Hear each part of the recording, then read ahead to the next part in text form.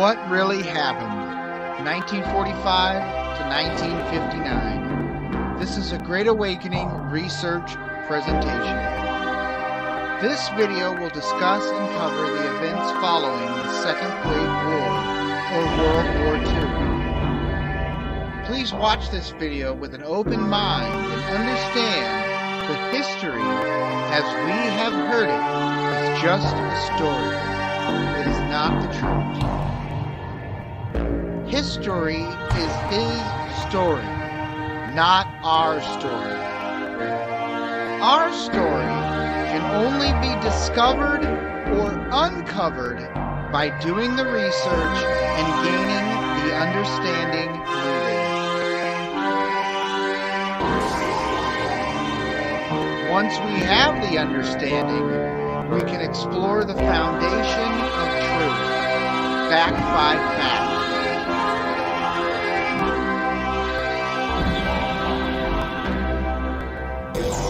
What is to be covered?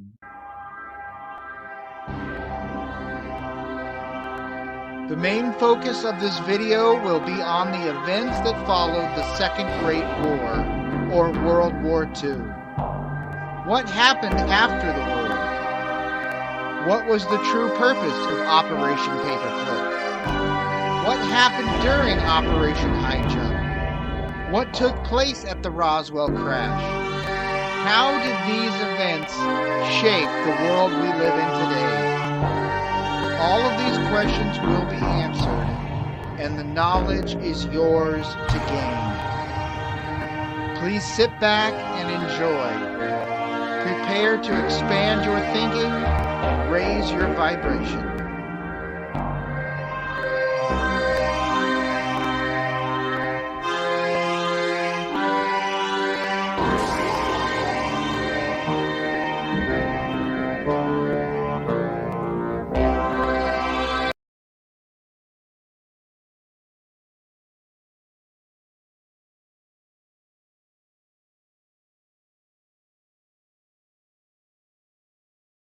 So this is the end of World War II. It's a summary and decode, and this is the Great Awakening Unit 1 timeline research. All this information is in my books. It's in the Unit 1 timeline research. So if you're interested in this, I suggest getting a copy of it. It goes all into this kind of information, explains what is going on. So please drop a thumbs up or a like before we start getting into this. This is the summary and decode of the Second Great War, or World War II, and the Nazis, or the National Zionists. If you haven't seen my three-part video series on the National Zionists or National Zionism, I suggest you go back, check those out. It's very interesting. Along with this research, I would watch my Old World video and the video on the fall of the Old World, which I'm going to be re-recording very soon, and I'll just pop that on at some point. That won't be a regular scheduled video. I want to put them both together and do one big video. So look for that coming pretty soon, and let's get into it. Understanding that the Great War, or World War I, as it's called, never really ended. Just like the Civil War, just like the Revolutionary War, just like all other wars, there is a greater goal of these wars that is not fulfilled until the world is reimagined in the image of Lucifer or Satan. That's where we're getting to. That's what the covering up of the old world is about. That's what the giant buildings, destroying the giant buildings, getting rid of the free energy, forcing everyone into debt and starvation. It's a reimagining of a one world under the guidance of Jesus Christ, inverted into a one world, new world order controlled by Satan. So the Great War, World War I, never really ended. It was paused for a few years until more funding and personnel could be made available. These wars were a direct continuation of the reset of our realm, or the old world. The technology of warfare would lead to more precise destruction, through the creation of atomic weapons.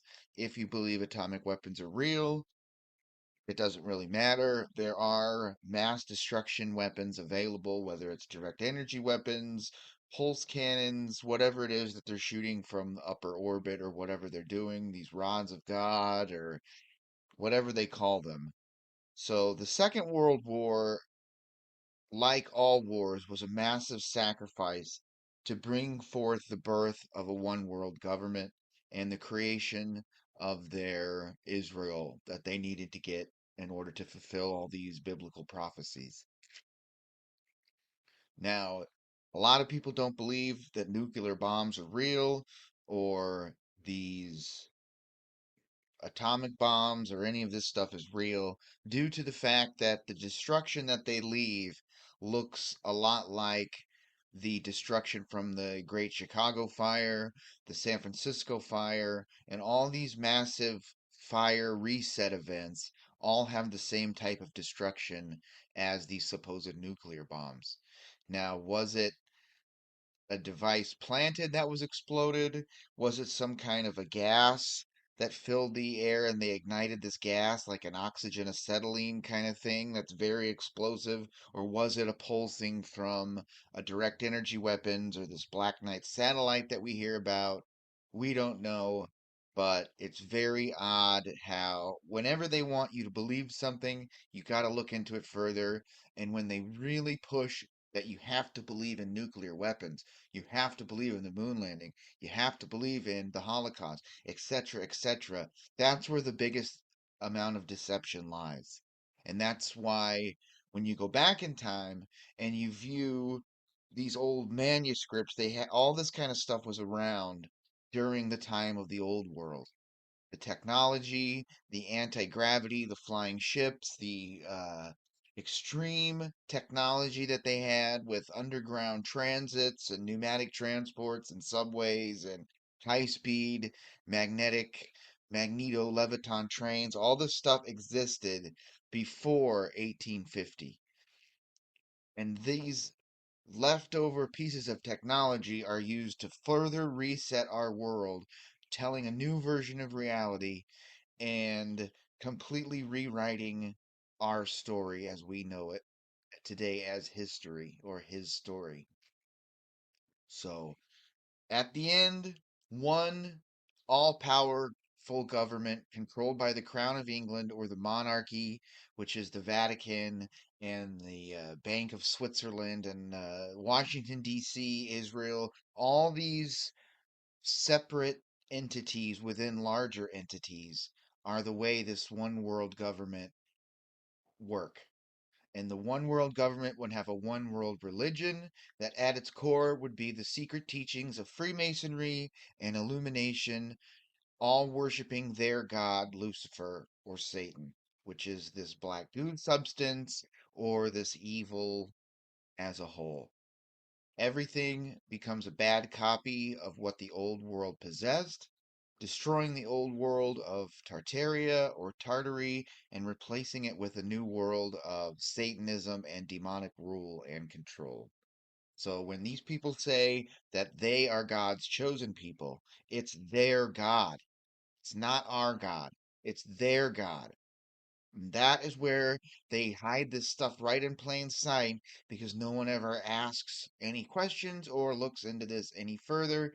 And that's how you can identify these people with taking a step back, listening to the words that are said in real time, like a spell cast on you, using the words and the grammar to hide their true purposes and their true meanings. And then they get their new world order, and basically they can repopulate the world how they see fit, removing all problem thinkers, these supposed star seed people, any descendants left over from Tartary or Tartaria, they're all gone, and then it's only these two tribes of the lost 12 tribes controlling all of the world, inheriting the Garden of Eden. And that's the master plan behind all of this. There were 12 tribes led out of Israel, and 10 of the tribes became Tartaria, and the two tribes became the Khazarians and the evil groups that didn't want to get along with the other plan. So the narratives coming out of the Second World War would not be the truth, but invented stories with some truth, but containing mostly lies. The facts are not truly allowed until all the players in the war are long dead and buried, and when the war concludes, then through Operation Paperclip, all of the elite Nazis were spread throughout America and Great Britain and the Soviet Union.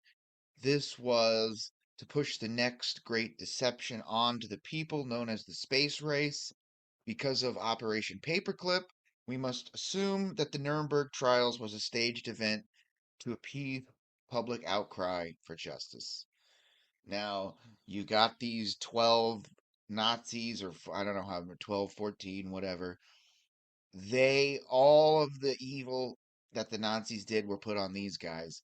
When 5,000 Nazis were brought into America and funneled into NASA and the CIA and the FBI, and also becoming NATO, and a lot of the other high level SS kind of people went down to Argentina, which is right on the boundary of the ice wall. Where the breakaway civilization of New Swabenland and the Nazis that escaped went over the ice wall to create a new land and develop technology and things like that.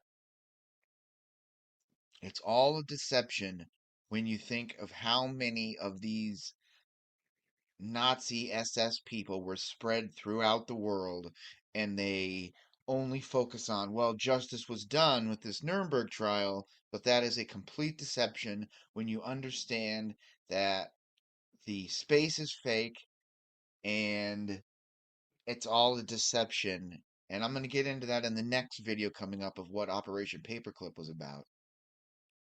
Uh, but it's pretty interesting that all these evil people, supposedly justice was done. And then you got Uncle Walt Nazi here, Walt Disney, and Werner von Braun, another evil Nazi, coming here to trick the people into believing that space is real and we live on a spinning globe and all this satanic globe science and all this other stuff, which I'll get into in next week's video. But it's really fascinating when you take a step back, examine the evidence, and come up with your own conclusion instead of the conclusion they want you to have. Very interesting stuff. Those who committed the evilest deeds of the war all escaped. The death camps of President Truman are a prime example of covering the tracks of the New World Order government. The most horrific acts of death they committed on people should make anyone question what is evil. Dropping atomic weapons on civilian populations would show the world the extent that the New World Order slash controller people would go to in achieving their goals. Now, if you haven't heard of the Truman Rhine Meadows death camps, it's a very taboo subject to talk about. You can't find a lot of information. But basically, after World War II, all the remaining German population was rounded up into this camp and starved to death. And these controller people did a similar thing like this in the Civil War in Andersonville prison camps where they just starved people to death, killed them all off, and this would cover up all evidence of what was really going on and who these German people were, knowing that they are the descendants of where Tartary was, because Germany was Prussia, and before Prussia, it was Tartaria, which is a big key to this deception of this story. But it's very interesting when you look it up, you understand who we're dealing with here. These people are all Freemasons. They are all satanic. They all are Jewish.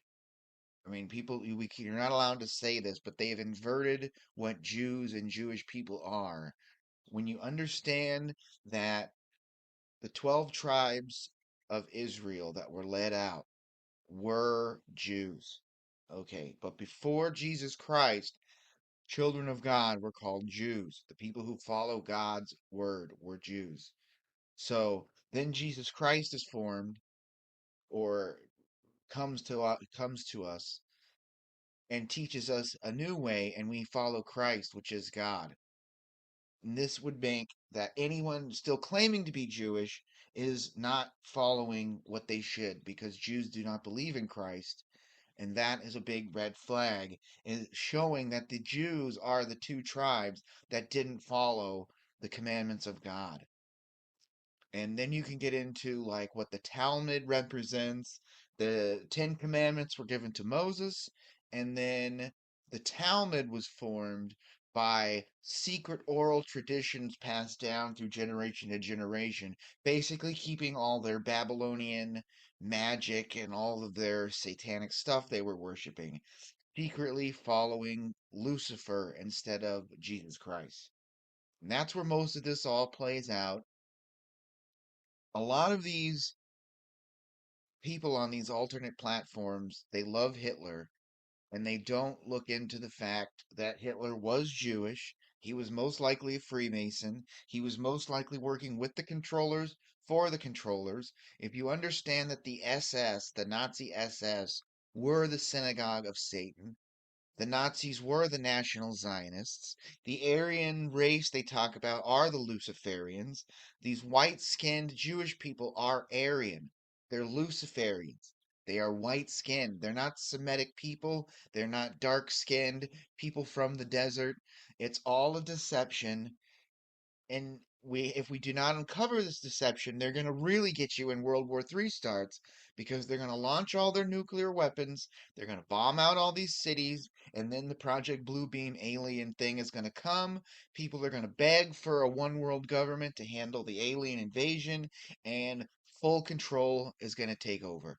So there never will be a Nasara type gold backed currency where the people are free from the slavery. It will just move directly into this cashless currency, and how they're going to sell it as a utopia, and it will be a prison like you have never seen before. All with their secret handshakes, all with their hidden hand and their hidden agendas, all showing you the symbolism right out in plain sight, and no one truly understanding it, because it appears that the people who are the most outspoken or pushed to the front are agents of this hidden hand Freemasonry. And this is most of the streamers and podcasters and all these people that you see, the Joe Rogans and all, they will never tell you any of this stuff I'm telling you. And don't act like they cannot figure this stuff out. I'm just a guy sitting here researching the information available, and this whole other version is right out there for people to find, and they just seem like they don't care, or they're just not allowed to talk about it. And one of the main reasons they're not allowed to talk about it is because no truth or fact is allowed to be spoken in the world constructed on lies. Now, when you get into the other deceptions of your straw man ID or your all capitalized identification numbers, your social security number, which is the bank account number, and things like that, you are a dead entity. All capitalization of your name makes you a dead entity, and dead things are not allowed to communicate with the living. You are not allowed to communicate or speak fact or truth if you are dead. This is how they get away with all their deceptions. So the biggest thing that you can identify is all these people who are Freemasons are not allowed to reveal any secrets to you, because you are a dead person. Legally, you are a legal fiction and a dead entity. All capitalizations, your nom de guerre title, your this is your straw man ID. It is shows that you are dead. So when you go to talk about flat Earth, which is a truth and a proven fact, they are not allowed to talk about flat Earth, because that is a fact. You are not allowed they can't talk about Jesus Christ, because they know that's a truth. They're not allowed to acknowledge the mud flood, which was a factual event that happened. They're not allowed to talk about the old world or Tartaria. Nothing that is a fact is allowed to be spoken about. But they can talk about invented stuff like dinosaurs and Gobekli Tepe and the ancient Egyptians and the Anunnaki, whatever BS they are pushing, they can theorize about it all they want because there is no fact behind any of this stuff. They are theories. The theory of evolution, the Big Bang Theory, everything they push is theoretical. And this is how they can expand on it and theorize and do all this stuff because it is not fact. They will never get into the world of fact or truth. And that is how anyone who was not allowed to think about these things or talk about these things is an agent of these controllers. Something to think about. So soon after the Second World War, debt would once again be consolidated. During this time, the controllers would find that they were missing $8 billion of gold, along with large amounts of mercury and thousands of missing German personnel.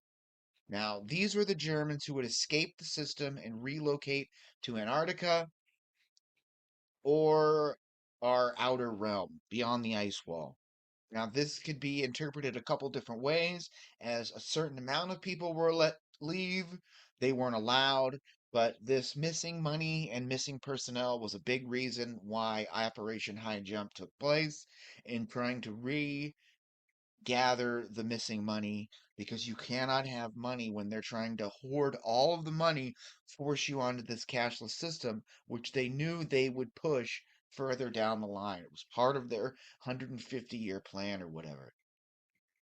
So the Nazis who were friendly to the world government plans would be allowed to escape to Argentina, along with the evilest Nazis joining the United States, Soviet Union, and Great Britain, and where all these Western countries were that were not fully demolished. They would be infiltrated and slowly destroyed. And we can see that today, where all Western countries and nations are fully almost on the verge of being completely destroyed. So this is where they're going, and this is all part of the same thing, if you don't see that by now. But by the end of 1945, most of the world powers of our realm would have known the true shape on the Earth through balloons and stuff. This was a well known fact where all of a sudden this space race would come up as a cover story and secure endless financing and create more secretive underground structures hidden from the general masses, also creating breakaway civilizations and things like that on the other side of the ice wall. So that's the main reason of the space race, is to hide the space that the people don't know about.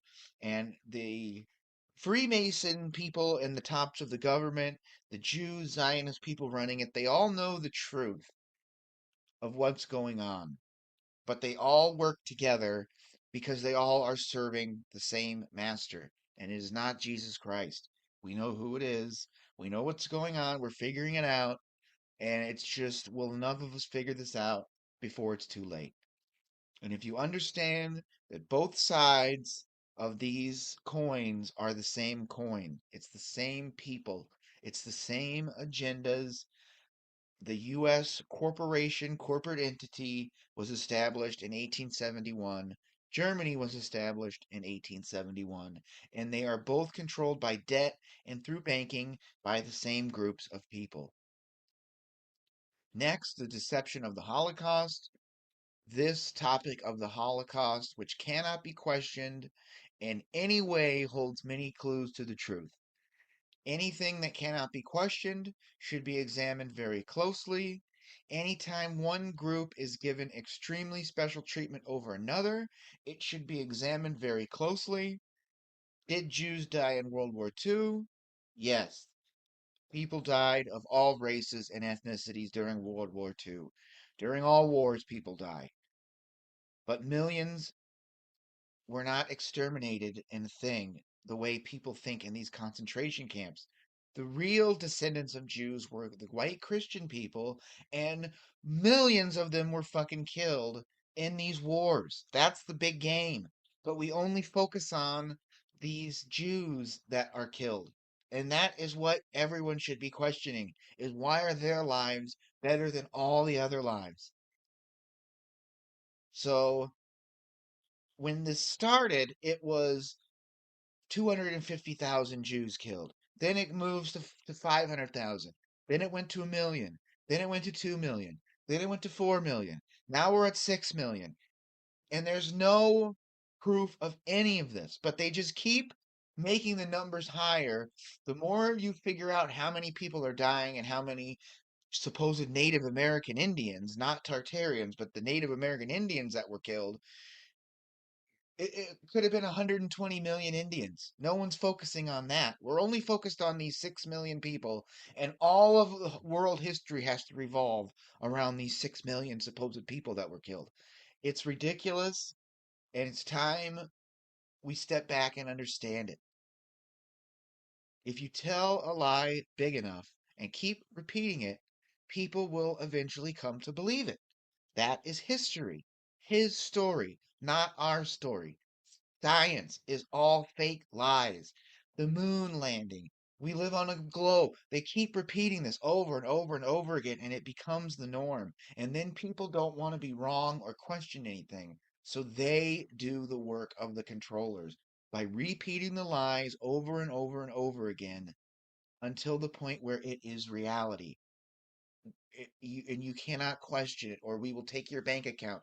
We will take your social media. We will take everything from you. We'll ridicule you so you don't have any friends. We'll do everything we can to keep people from figuring out that the people telling you this are the liars, not the people trying to wake you up and getting you to question things. People who want you to question things want you to question things and think for yourself, in which they do not want you to think for yourself. They want the government doing the thinking for you through the government schools, through the TV, through the propaganda. They are the ones determining what reality is, and you are not allowed to step outside that or you will be removed from it. So the war was not about exterminating Jews, but exterminating the lost 10 tribes of Israel, the 12 tribes which merged into the 10 tribes, which became the Tartarian Empire. When the descendants were gone, a new version of history could be installed. Fast forward to 2022, which now it's 2024, and the white skinned Christian people are all on the chopping block to go. The only white skinned people that are allowed are these liberal Democrat people who are not a threat at all to anyone.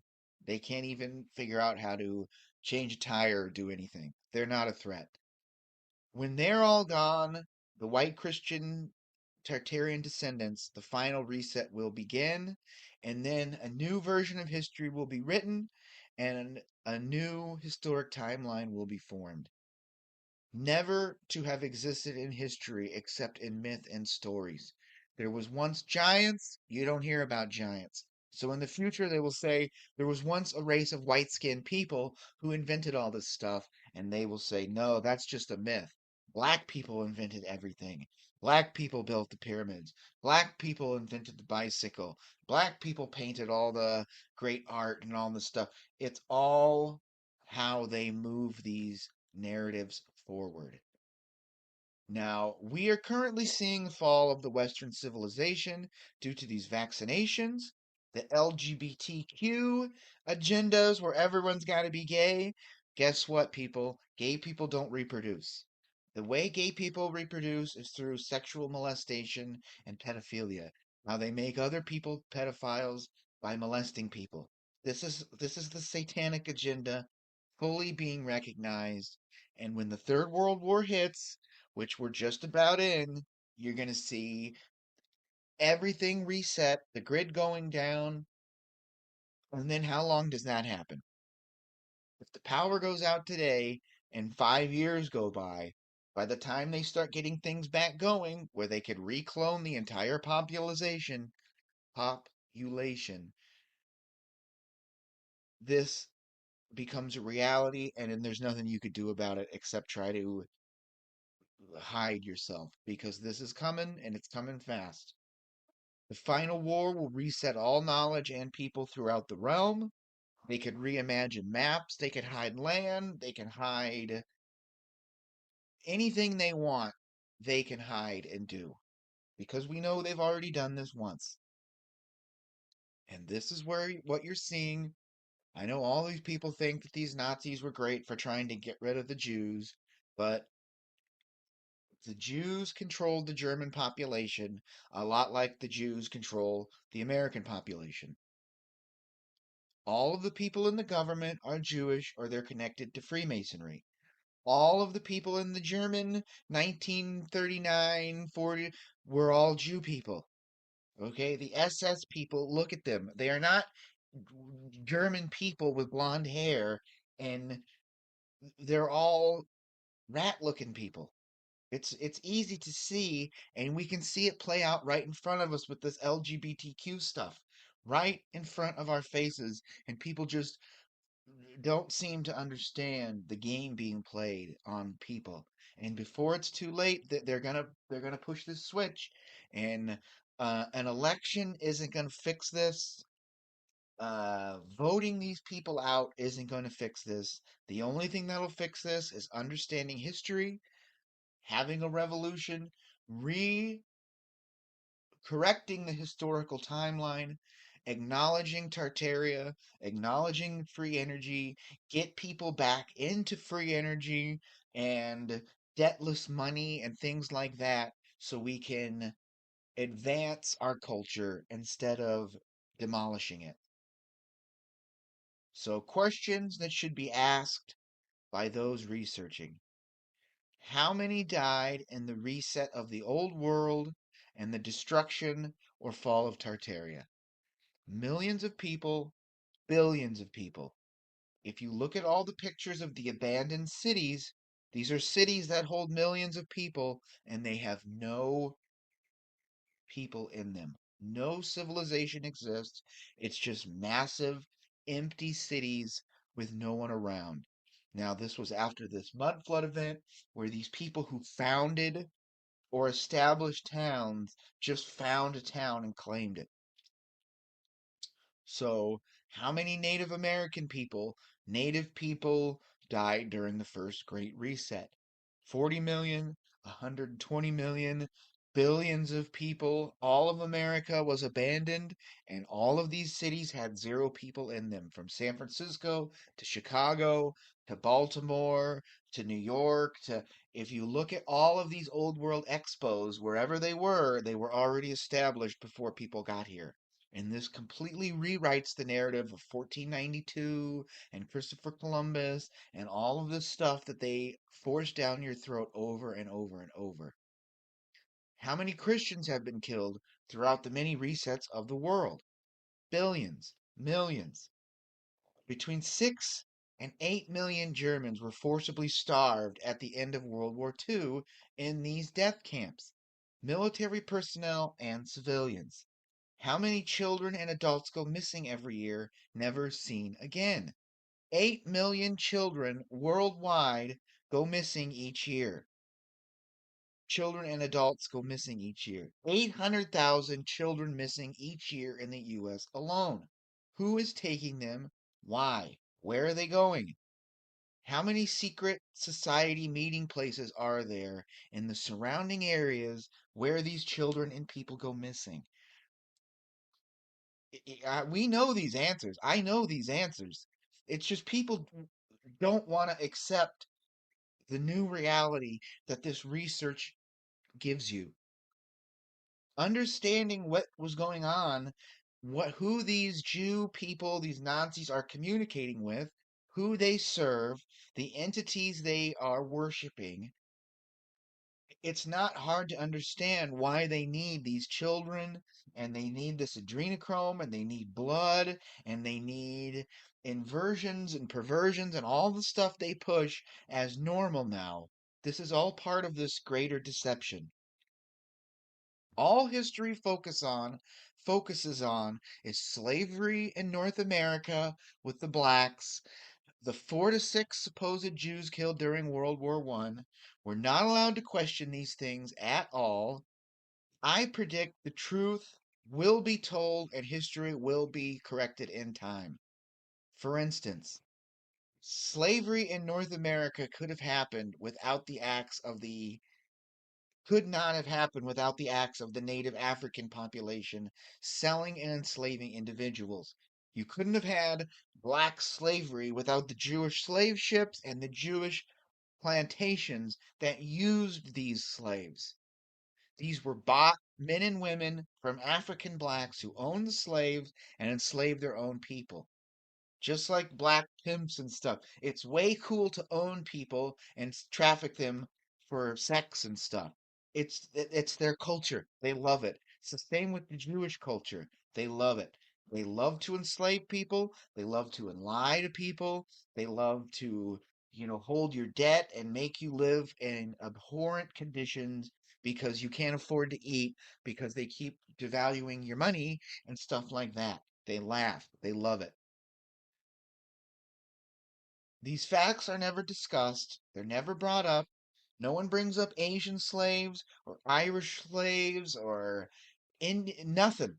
No one brings it up. No one talks about it. No one cares because white people, Asian people were once a part of this Tartaria and their lives mean less to the Jew people who are running things. They don't care. They think of you as goyim animal people and we deserve this because the people are so stupid they don't see it. Well, we're seeing it and we're starting to acknowledge it and we're trying to recorrect history. This is why they shadow ban us and suppress us and hide us and delete us and ridicule us and all this stuff because we know what's going on. And the Mason people who run your town and your city, if you're looking into this, they know who you are. They blacklist you, they blackball you, they make sure no other Masonic people can do business with you. You're not allowed to sell your goods. You're not allowed to push your ideas. You're not allowed to become a thought leader in the community. It's not allowed. But the focus is always on the people who are being used for an agenda, either known or unknown to them. No man should be held accountable for the actions of his ancestors. No race should be held above another, and no man is above another in the eyes of God. But don't say that to the blacks or the Jews. They don't want to hear it. They're the superior race, and any opportunity they get, they're going to tell you that they are. That should be the red flag that everyone should be looking at to identify who the problem people are. And we get this world where the Nazis turn into NATO. It's all proven right there. And then NATO turns into the World Economic Forum. And the World Economic Forum is the Council on Foreign Relations and the New World Order. And it's all the same circle. It's all the same people over and over again. And somehow they just never see it. And they all are living in the reality they create and that they want to believe, even if it's not based in fact, and they don't have the understanding necessary to get to the foundation of these deceptions. So after World War II, we had Operation Paperclip in 1945, Operation High Jump in 1946, the Roswell Crash in 1947, then the CIA is founded in 1947, and then Israel is formed in 1948 and 1949. And if you don't think this is planned and you think this is all a coincidence and whatever you want to think, well, hopefully this new video series I'm going to get into will get you questioning the stories that you have been told. And it all connects to the black goo organism because all isms are connected mainly through symbols and symbolism. This is why symbolism will be their downfall because they hide all this in plain sight. So anything connected to an ism is a part of their culture, their ideas, their reality. And all isms are basically designed to take people off of the path of God and Jesus Christ and put them into one of these categories, which is Zionism, Nazism, Judaism, capitalism, socialism, communism, occultism, liberalism, Darwinism, Satanism, spiritualism, atheism, transgenderism, mysticism, Mormonism, Buddhism, racism, fascism, patriotism, collectivism, conservatism, globalism, etc., etc., etc. All isms serve the purpose of division and separation of people from God and Jesus Christ, creating a path to the 369 system and into the hands of Lucifer or Satan. I'm hoping that you're going to start seeing this more and more and more, that all these things are connected through numerology and symbols, and you can see it when you see it. But your perception must expand to the point where you see this stuff hiding in plain sight, and then the spells no longer have any effect on you.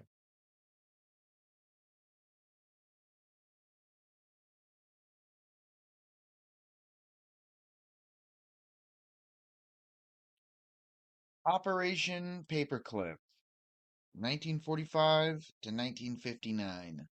So, Operation Paperclip. Let's get into it. After 1945, the people through the media and papers all are told the story that World War II was won by the Allied forces, which were the Americans in Europe, and basically all the people that have the central Federal Reserve banks all claim they won the war. So, what really happened was officially the U.S. won the Second World War, justice was done, and victory was achieved. After the war, Nuremberg trials took place and the guilty were punished. But as researchers, we know the official version of what happened is not the truth. And anytime an official version is okayed by the government, we know the opposite is basically taking place. So the Nuremberg trials were held by the Allies against the representatives of the defeated Nazi Germany for plotting and carrying out invasions of other countries across Europe and atrocities against their citizens in World War II between 1939 and 1945. Nazi Germany invaded many countries across Europe, inflicting 27 million deaths in the Soviet Union alone. 24 Nazis were tried in the Nuremberg trials, but over 6,000 plus Nazis were hidden throughout the world in Operation Paperclip. Nothing is as it seems, and whatever they tell you, it is never the truth. You have to really dig and do lots of research to kind of figure out what's really going on. Side note, I think that Hitler was an invented personality or character. Multiple people played this character. It's the same type of actors playing roles, body doubles, wearing masks or prosthetics, and even aided by the use of human cloning. Now, this is just a personal theory of mine, but it makes more and more sense after seeing the events of 2024 play out the way they are with Biden and Trump. Something to think about. So, Operation Paperclip was a world government plan to install high level Nazi scientists, occultists, and personnel into parts of the government throughout the US, the Soviet Union, and the UK. Mainly, these former Nazis were brought to the US and the USSR to aid in the supposed space programs. This would take place between 1945 and 1959. After the war, some Nazis and World War II players were relocated to Argentina, and others were relocated throughout America, Europe, and Soviet Union. Now, officially, this was a secret government intelligence program. Over 6,000 Nazi scientists, engineers, and technicians were relocated worldwide to continue the destruction of the old world. Immediately after World War II concluded, the Cold War with Russia would begin.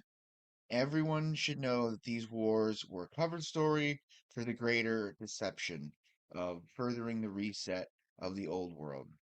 Understanding wars only take place in the locations where the former Tartarian Empire was functioning fully and unified.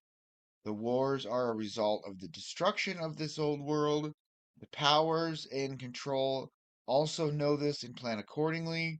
The narrative of the space race was a deception to install MK Ultra mind control programming throughout the world we know, but mainly the westernized former Tartarian areas where the descendants of Tartaria were widespread. That's where this MK Ultra mind control programming would be installed.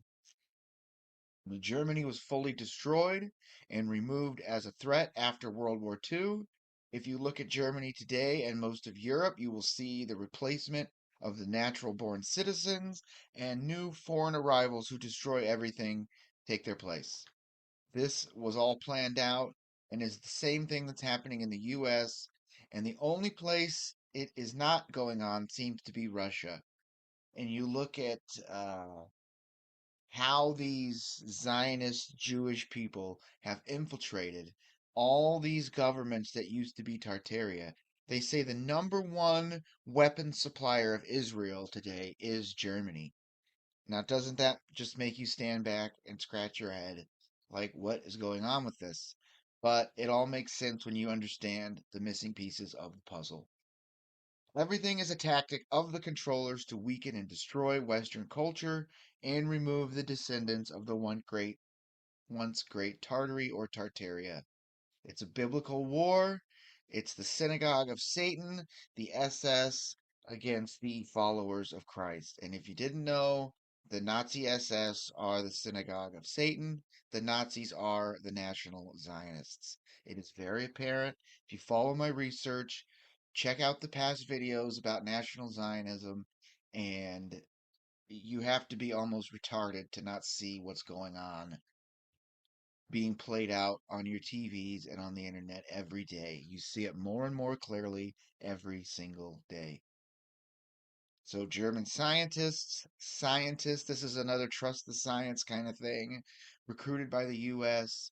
Anytime science is put on a piece of paper, German scientists, you might as well just change scientists to Satanists.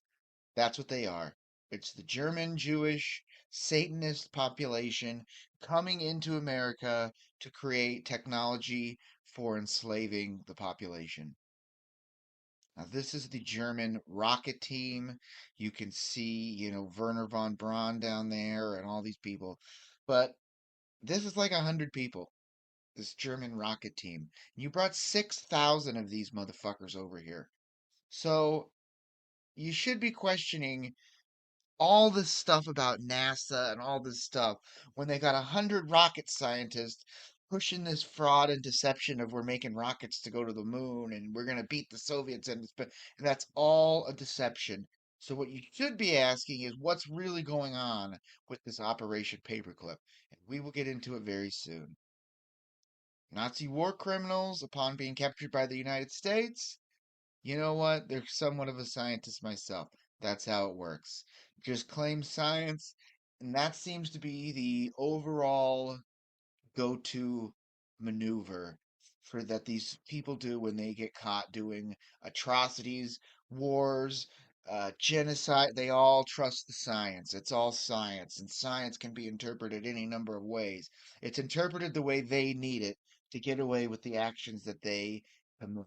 And the atrocities, the war crimes, the vaccines, the climate change, the global warming, the eat the bugs, and you're going to be happy, and you're not going to it's all science. And in 100 years or in 50, they'll say, well, geez, this science was all wrong. We've got to make new science to push our satanic New World Order agendas. It's the same things over and over again, and people just don't seem to see it. So, what was the point of Operation Paperclip? What was really going on? The Nazi expansions into governments across the world was an expansion of control and propaganda through mind control and the brainwashing of the masses. Through experimentations on the population of Germany, it was discovered that a person's mind could be altered using certain frequencies and signals from the television and radio.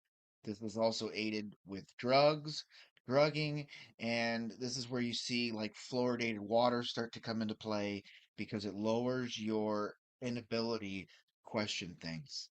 The Nazi personnel expanding throughout the world would begin the MK Ultra mind control program and Monarch mind control programming. By researching the occult aspects of the Nazi Party, you will discover the demonic practices of the high-level Nazis and SS members.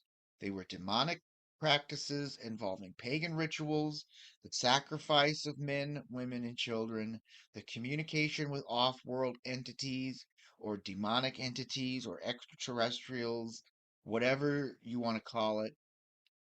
And the headquarters of this Nazi SS was a fortress known as Wewelsburg Castle. This castle became the site for occult ritual practices of the Nazi Party, and it was a lot of eyes wide shut kind of stuff, masquerade balls, and sacrifice. This is this Wewelsburg Castle. I'm gonna probably have to do an entire video on this one location because there was so much going on here. Lots of darkness, satanic worship, things like that, where they were all doing satanic rituals to contact these demonic entities.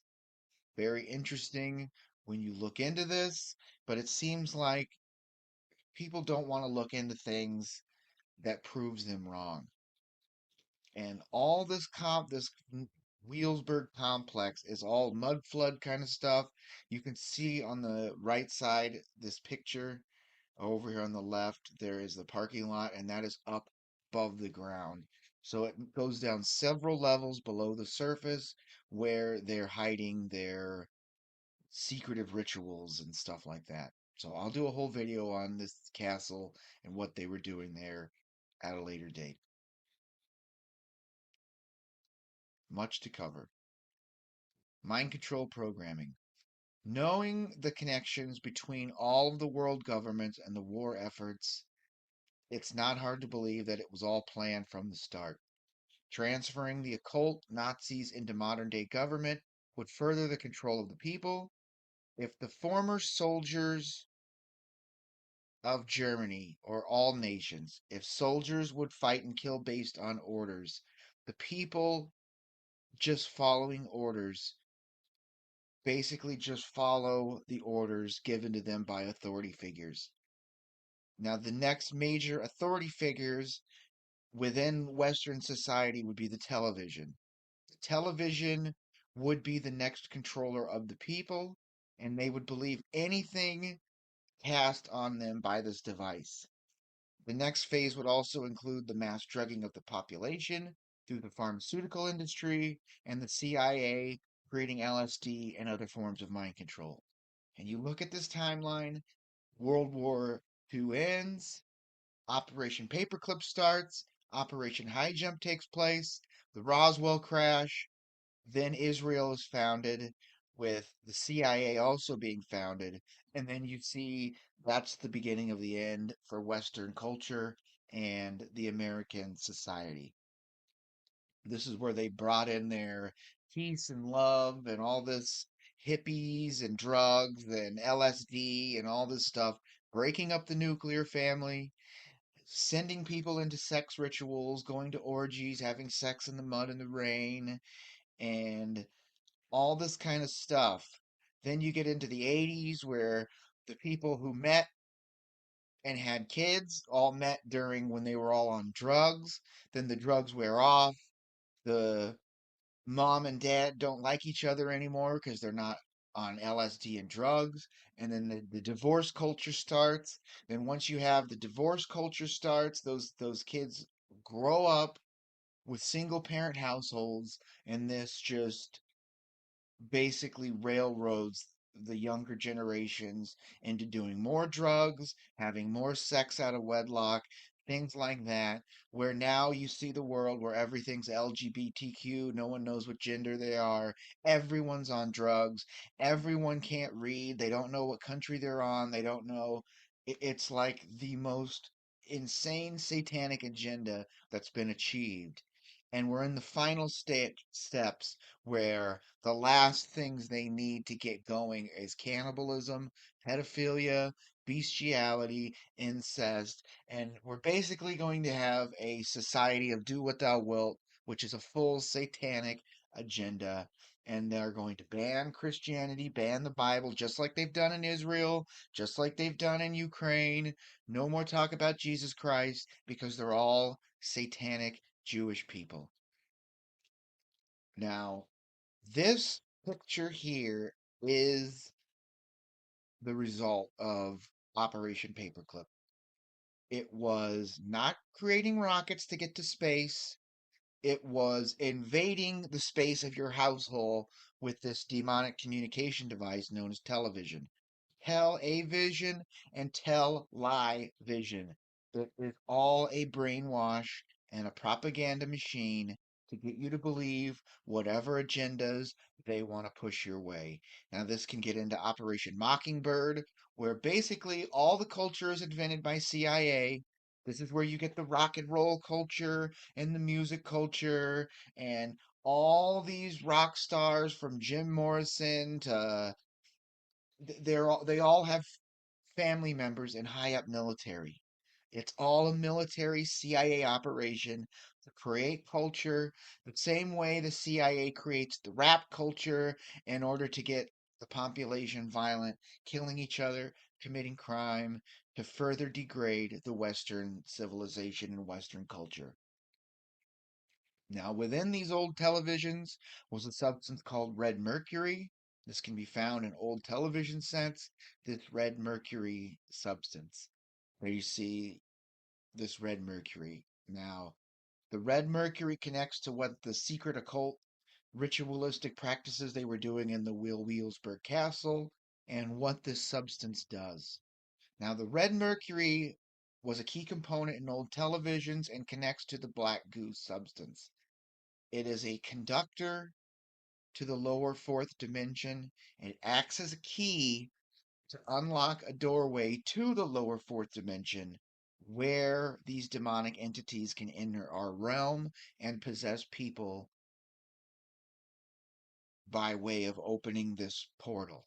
This is how demonic entities enter our world or realm through objects like this television. And if you're unaware of the black goo substance, I've talked to about it and talked about it in previous videos. You should watch my Project Bluebeam video. I'll probably do a whole giant series. Probably, I'm kind of full up on videos till October, but it's a satanic collective consciousness of the all the people who sell their soul creativity essence goes into the collective consciousness of Satan, which is this black goo substance. And it can possess people. It connects to the vaccines. It connects to the 5G. It connects to the graphene. Everything we're seeing is a product of this black goo substance. It's in the smart technology, anything connected to the internet or the grid, which is a device, connects to this black goo substance. I'll have to do another video on that, mainly focusing on the black goo. Drop a comment below if you want to see that. I don't know. There's so much to cover about all this stuff. Another Nazi SS creation was the invention of fluoride, fluoridated water. Fluoride is a mind-altering additive that affects the pineal gland, and the pineal gland connects to the adrenochrome and the frill. Fluoride calcifies your pineal gland, and the pineal gland is the third eye, which connects to the higher dimensions. Now, the higher dimensions could be God and Christ, or it can connect to the lower fourth dimension, which is used to connect and summon these demonic entities and stuff like that. So, it is very important that human beings keep their third eye clean and keep the way they see the world according to their own beliefs, not the beliefs given to them by the television or the invented culture of the CIA or whatever you want to call it, the Mossad or whatever. The way it is they want to get you to believe whatever story they're pushing, and then your thoughts create the reality that your belief system runs on. So if you see on TV people committing murder, you're more likely to do murder.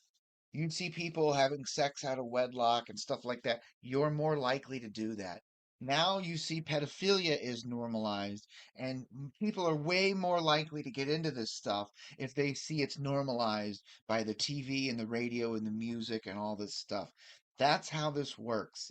And when your fluoride is in the water and your third eye or your higher self is corrupted or it's not working correctly, you're more persuaded into doing these sinful type acts.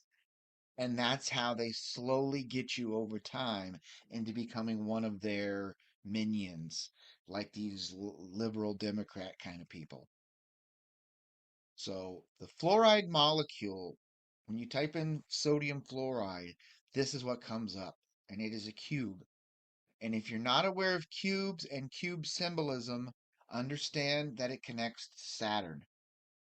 The controllers or those associated with the controllers all worship cubes and Saturn. Okay. And if you're not aware of these cubes, they're everywhere. These black cubes, it's like the Borg on Star Trek flying around in cubes. The Borg is the collective consciousness of artificial intelligence. Artificial intelligence is Satan. It is the collective consciousness of evil. Evil is the emerging virtual intelligent life forms. It's like gods in a computer game that can do all this stuff. They can do all this fantastic stuff because it's in a holographic reality or an artificial reality. And this is why it's so amazing. They want you to give up your soul and enter into this matrix type computer system where it's the metaverse or whatever they want to call it. But once you're into this system, it's like selling your soul without writing your name in blood or something. It's giving up your entire consciousness to this artificial intelligence, and then once you're in, you're never leaving. So who else do we know that puts these black cubes on their forehead? I mean, it's all the most satanic stuff that you could think about. And they've normalized this and made it just a normal everyday thing that these people are worshiping Satan and these cubes and Saturn and stuff. This other picture is a molecule of graphene, and the graphene all connects to the 369 system. It's all three sixes and nines, and if you're curious about this 369 system, you should watch my video on the two vibrational codes of our realm, the 124875 system against the 369 system, and the numerology and all the stuff. It makes sense when you understand what they understand and what they're hiding in plain sight through their symbols and symbolism and numerology. So I've done a few videos on the connections between the controllers and Saturn and the Vril. See previous videos. I think the best one is the Project Bluebeam video, kind of gets into it, but also the two vibrational codes videos that I did. We'll get into it a little bit more. So back to Operation Paperclip. Operation Paperclip would create the CIA and NASA and would give new names and identifications to former Nazis by the FBI. The FBI is the one who facilitates all these identity things, and it moves into the birth of the CIA and NASA. Now, these Nazis would be given certain surnames, including Gold, Silver, and Green. For example, Goldstein, Greenberg, Silverstein, Goldman, Greenman, etc., etc., etc. By giving them Jewish surnames, they could easily be hidden and never questioned as being former Nazis because the SS people they brought over here were all Jewish people, Jew people. And they all look very Jewish. They all have brown hair and brown eyes and look like rat people. But that's how they trick you. Okay, that's how they tricked the blonde haired German population to go to war and fight all these people. The same way the Zionist occupied government in America tricks people into going to war to Iraq by staging false flag operations and 9/11 and things like that. And I mean, it's the same. thing over and over again, and people just don't seem to understand what we're dealing with and how bad the situation truly is. Now, gold and silver connects with the banking and money, and green connects to satanic influences. And I would also imagine whatever surname you get was like a coding system, so they would know gold, silver, green. It's all specific types of programming. Now, in the Bible, Satan is the green man in the Bible. This is where they get these names for, are you a money person, a technology person, or a satanic occultist kind of person? Now, these were only some of the names used.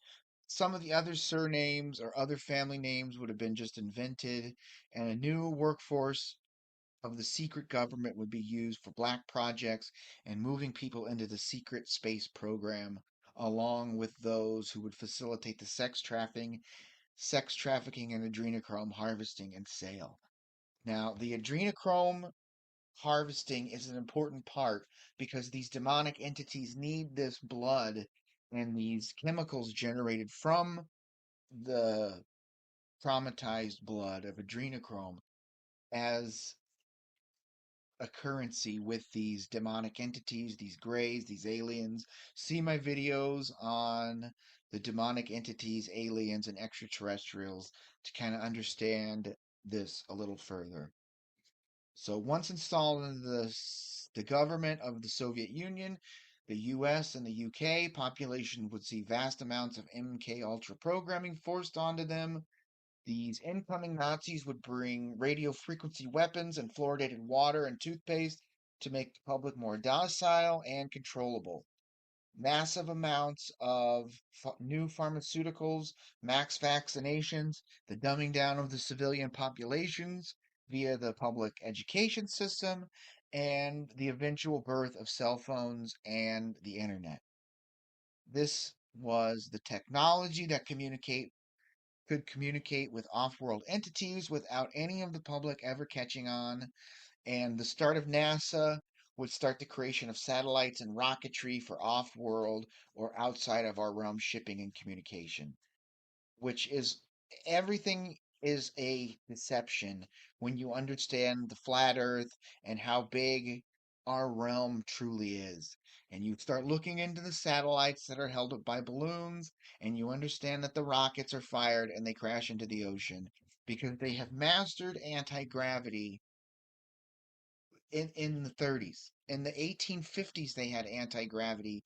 If you look into the Scenario Aero Club and stuff, it's all a deception for money laundering and to keep the people thinking that the government is working on technology that's going to help us and free us when you could have ran cars off water in the 30s or electric cars pulling energy out of the ether or out of the atmosphere. And they don't want any of this stuff. They don't want the free energy from the buildings. They want you controlled and working nonstop as a slave. Now, the CIA would provide funding due to the sale of drugs for the creation of more wars and more conflicts, creating more and more funding. These forever wars are just to money launder and create endless conflicts that can never be solved. And most of this funding would be used for the construction of deep underground military bases and other black projects. But you can see how the Jews are running the government, these Zionist people. It's a Zionist occupied government. All of Biden's cabinet is Jewish. All of the Ukraine government is Jewish. All of the Nazi government in World War II, the SS were all Jewish. Now, they create these conflicts, and funding goes to stop the conflicts. That funding then goes and is laundered through weapons sales and stuff, and that money goes back into the United States to bribe politicians, to push more agendas, to get more funding for war, and it just keeps the rich getting richer and the people in government richer and richer and richer, while the money is devalued more and more and more to the point where a dozen eggs cost $8. I mean, it's ridiculous, but the people are so mind controlled by TV, and they've been drinking the fluoridated water. These are all fluoride drinkers. These are all people who are drinking tons of sugar and eating sugar and fast food and processed foods and chemicals. They don't exercise, they don't diet, and it's just then they raise their kids to not exercise and not diet and get fat and fatter and fatter and dumber and dumber and dumber. And then we've basically got an idiocracy type situation where the people are really dumb and slap fighting is the biggest thing going on. I mean, it's like how fucking dumb are people? They just get dumber and dumber and dumber, and the dumber they get, the harder it is to defeat these people. However, they are all vaccinated. They got their vaccines because the TV told them to, and there's going to be a mass die off of these dumb people. I don't know if that's a plus or a minus, but these people will never ever learn anything. They don't care. They don't want to learn. They don't want to be burdened by information, knowledge, or truth. They just want their rigged sports and their satanic music and their LGBT TV shows and stuff like that. It's ridiculous. That's where we're at. So some of the Nazis or German population may have figured out the plans of these controllers and would plan their escape from our known world or realm, leaving to Antarctica with massive amounts of stolen gold and technology. The retrieval of this stolen gold would be extremely important, along with the missing technology and personnel. Now, it was said between 8 and $15 billion in gold went missing, along with massive amounts of mercury. Now, mercury was used as a type of fuel that powered anti gravity type craft for off world or out of realm travel and transportation. This would have been a type of UFO, as we would call them, that that was back engineered from this old world. And a secret mission was launched to regain the stolen items known as Operation High Jump. This operation was commanded by a high level Freemason and hidden hand operative, Admiral Richard E. Byrd. Now, this mission would result in a failure and would end with three atomic bombs or reset weapons being detonated by the controllers in Antarctica. So next week's video, I'll get into Operation High Jump and try to explain what was really going on there. There was a lot of occult rituals going on, a lot of deception going on. So that's next week's video. So look for that. So here is this wider Earth map, I guess. I don't know if this is a moon reflection map or what, but you can see by the blue arrow, that's where the gateway is to get out of our realm and into the outer realm or the outer space of our realm. And the giant red arrow is where this new Schwabenland was located. There you see it blown up, New Schwabenland. That's where this German breakaway civilization took place. Now, this could have also been the old world inhabitants, whoever was left, went to this new Schwabenland.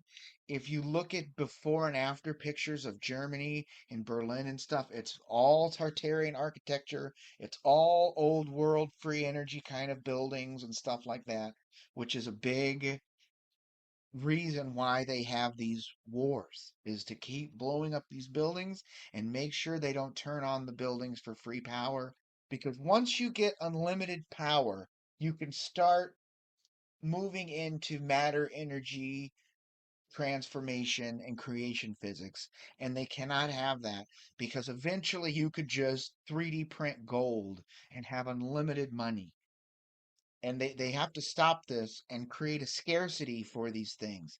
That's why they're, taking you off the gold standard, taking you off the silver standard, giving you the debt-based currency, giving you, it's all artificial scarcity. Keep using fossil fuels and we're going to run out of oil someday. Don't open the gates and give us free power where we can run our cars off water and stuff like that. No, we have to always have an artificial scarcity, which we can use as a trigger for doing more wars, more conflicts. Desert Storm, we're going in to get the oil in Iraq and all this stuff. It's all a deception. And the more you look into this stuff and understand about the fossil fuels is not created from dinosaurs rotting in the ground and stuff. It's a different type of substance, and under this crude oil, you find this black goo substance. Now, I've talked a lot in my book about this black goo and all these other theories, which kind of put everything together and expand on this further. But it's just interesting when you stand back as an observer and understand how we've created all this scarcity to create more money for these elites. But the money is debt-based currency, so it's not really about money when you own the printers that make the money. It's about control, it's about slavery, it's about keeping the population dumb and docile so they never figure out what is truly going on and how they are all being controlled by this very, very small population of people. So, Operation Paperclip would also aid in the founding of Israel, which would take the Palestinian land and give it to the occupying Zionist Jews. This land was said to be highly valuable and contained rich minerals, rare earth elements, along with petroleum oil. The Jews who now control and occupy this land would move from their Khazarian homeland and control the land we now know as Israel. But before these Canaanites would take the valuable land, they resided in Khazaria, which is located in modern day Ukraine. This is why all these things are in play now for this final world war. And their number one goal is get any white skinned Christian descendants of Ukraine, send them to the front lines, send out people to just kidnap them, throw them in the vans, send them to the front, and have them killed off. When all of the Ukrainian men are killed off, the Jews move back in and breed with the women to create more, Aryan Jew people. And that's what is going on. That's what the Nazis were all about, was creating an Aryan race. The Aryan race they're talking about is the Luciferian race. They're Luciferians. The SS is the synagogue of Satan. The Nazis are the National Zionists. People need to understand this. And once you understand this and accept it, everything kind of focuses and you see a whole new world, and the symbolism sticks out a lot further because you break the spell they have cast on you. So this would install Zionists throughout the world and further the goals of the New World Order. It would also be the foundation for NATO, or the Nazi American Treaty Organization or Trade Organization. It's all controlled by NATO and NASA. All world governments report to NASA. All the conflicts and killing world leaders and rigging elections. It's all CIA. The CIA is ran by Israel and Mossad. Think about Epstein Island. Epstein Island was a Mossad and CIA operation to blackmail politicians and push their people into power, where you see all these World Economic Forum people are all the leaders of the country. They win all the elections because they're all rigged, and it's the same story over and over and over again.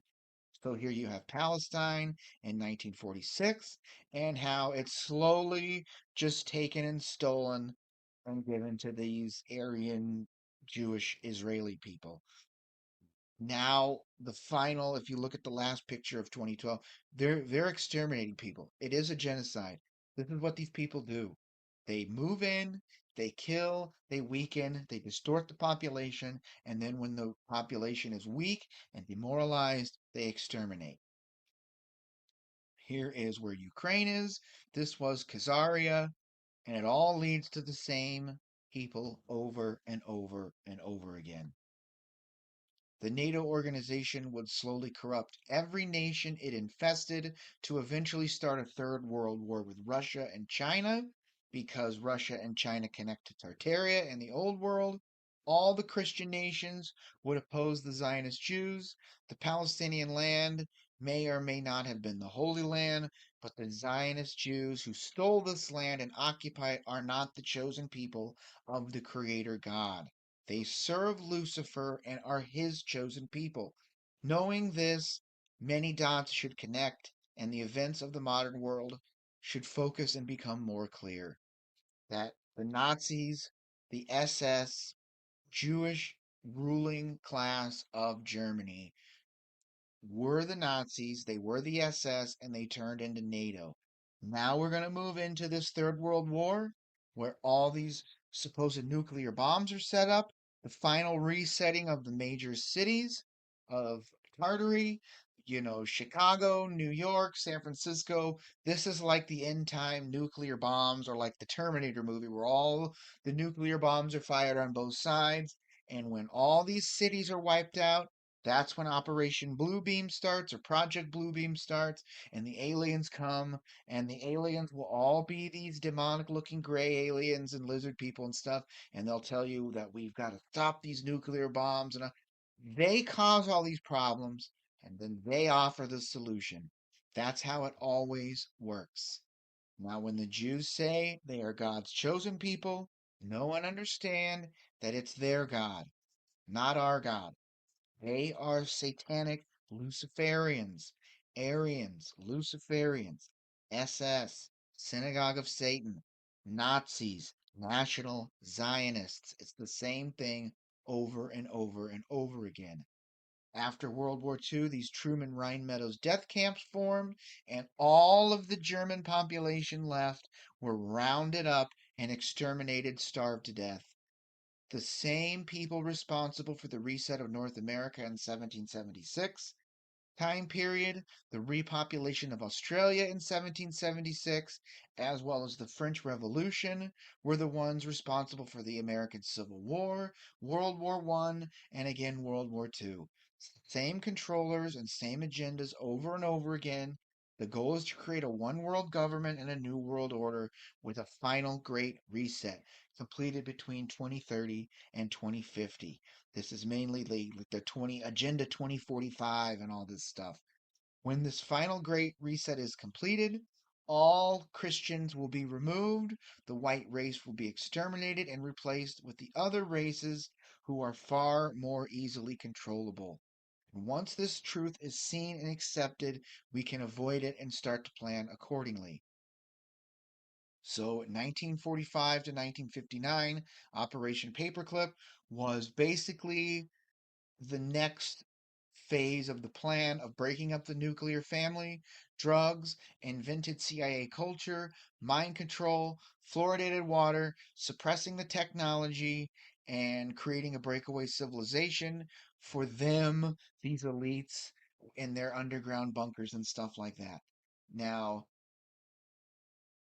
if they had rockets and can go to the moon and can go to Mars and all this stuff, they wouldn't need all these deep underground military bases that were self sufficient in which they could go into and disappear for 10, 15 years with their life extension technology and stuff like that.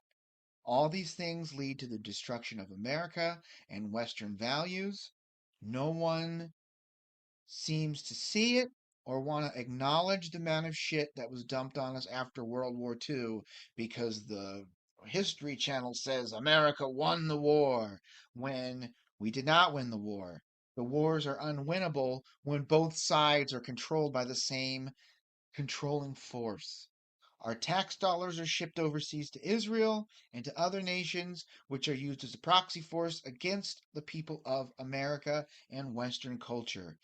Now, America must fall to accomplish the New World Order and start of the next Great Reset.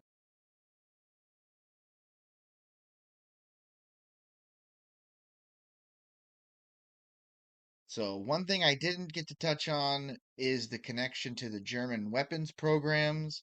On the surface, the Allied forces were all in to obtain Adolf Hitler's wonder weapons. This would include rocket technology, biological weapons, military and naval technology, and Operation Paperclip would deliver the scientists throughout the world and that's what the Operation Paperclip was supposedly about, was getting these scientists.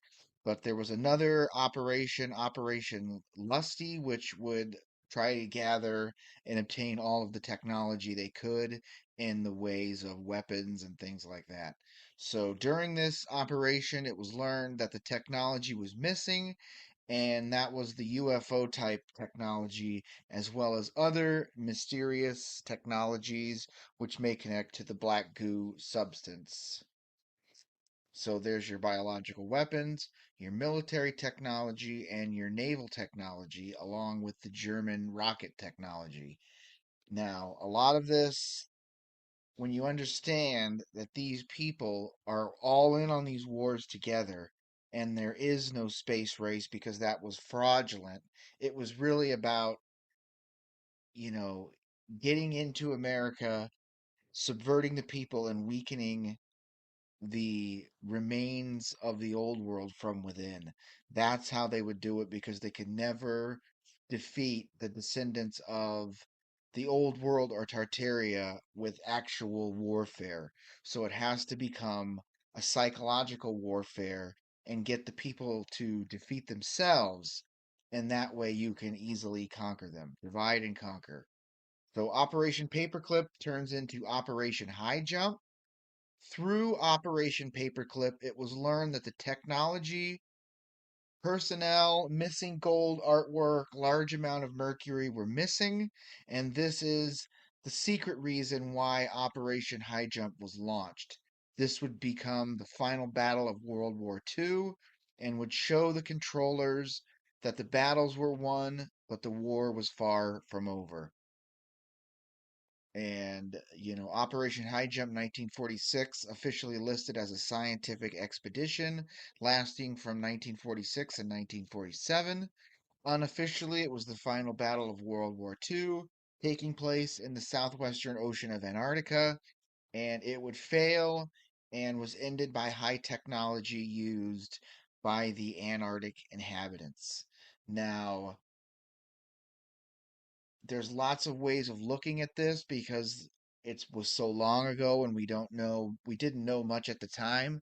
But now that we've done so much research into the old world and Tartaria, it makes people wonder what was really going on.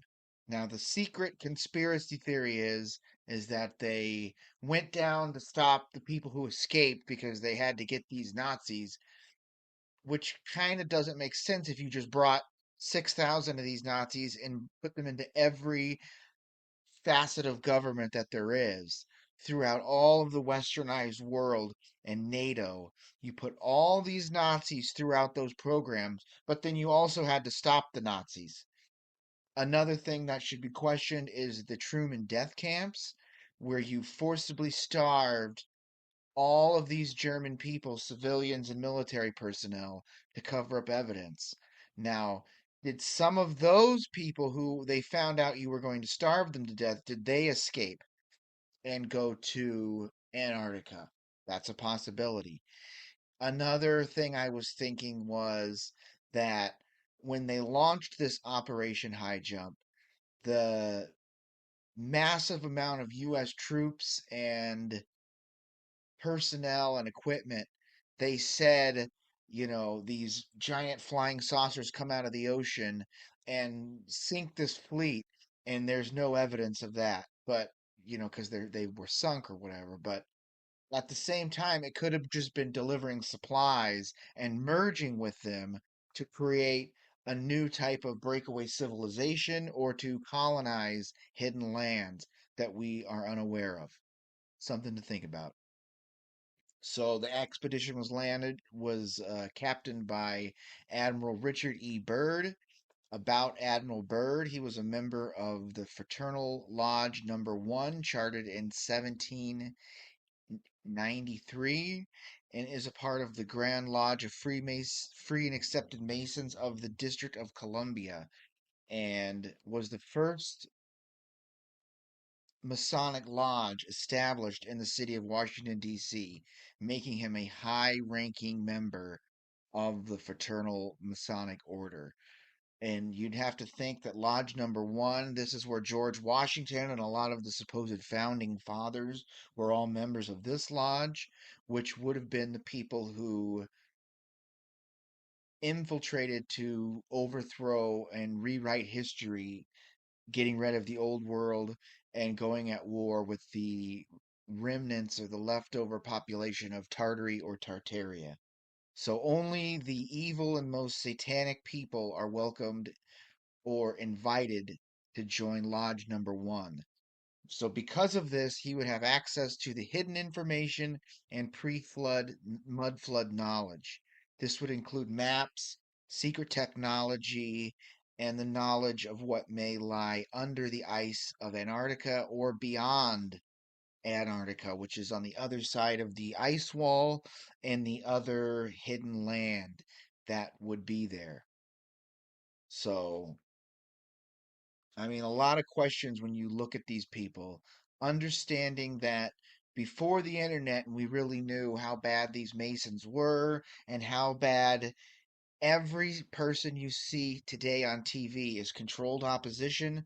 They're either in some satanic cult, they're in this Illuminati, they're Freemasons, they're Zionist Jewish people. There's always a secret underlying agenda that these people have.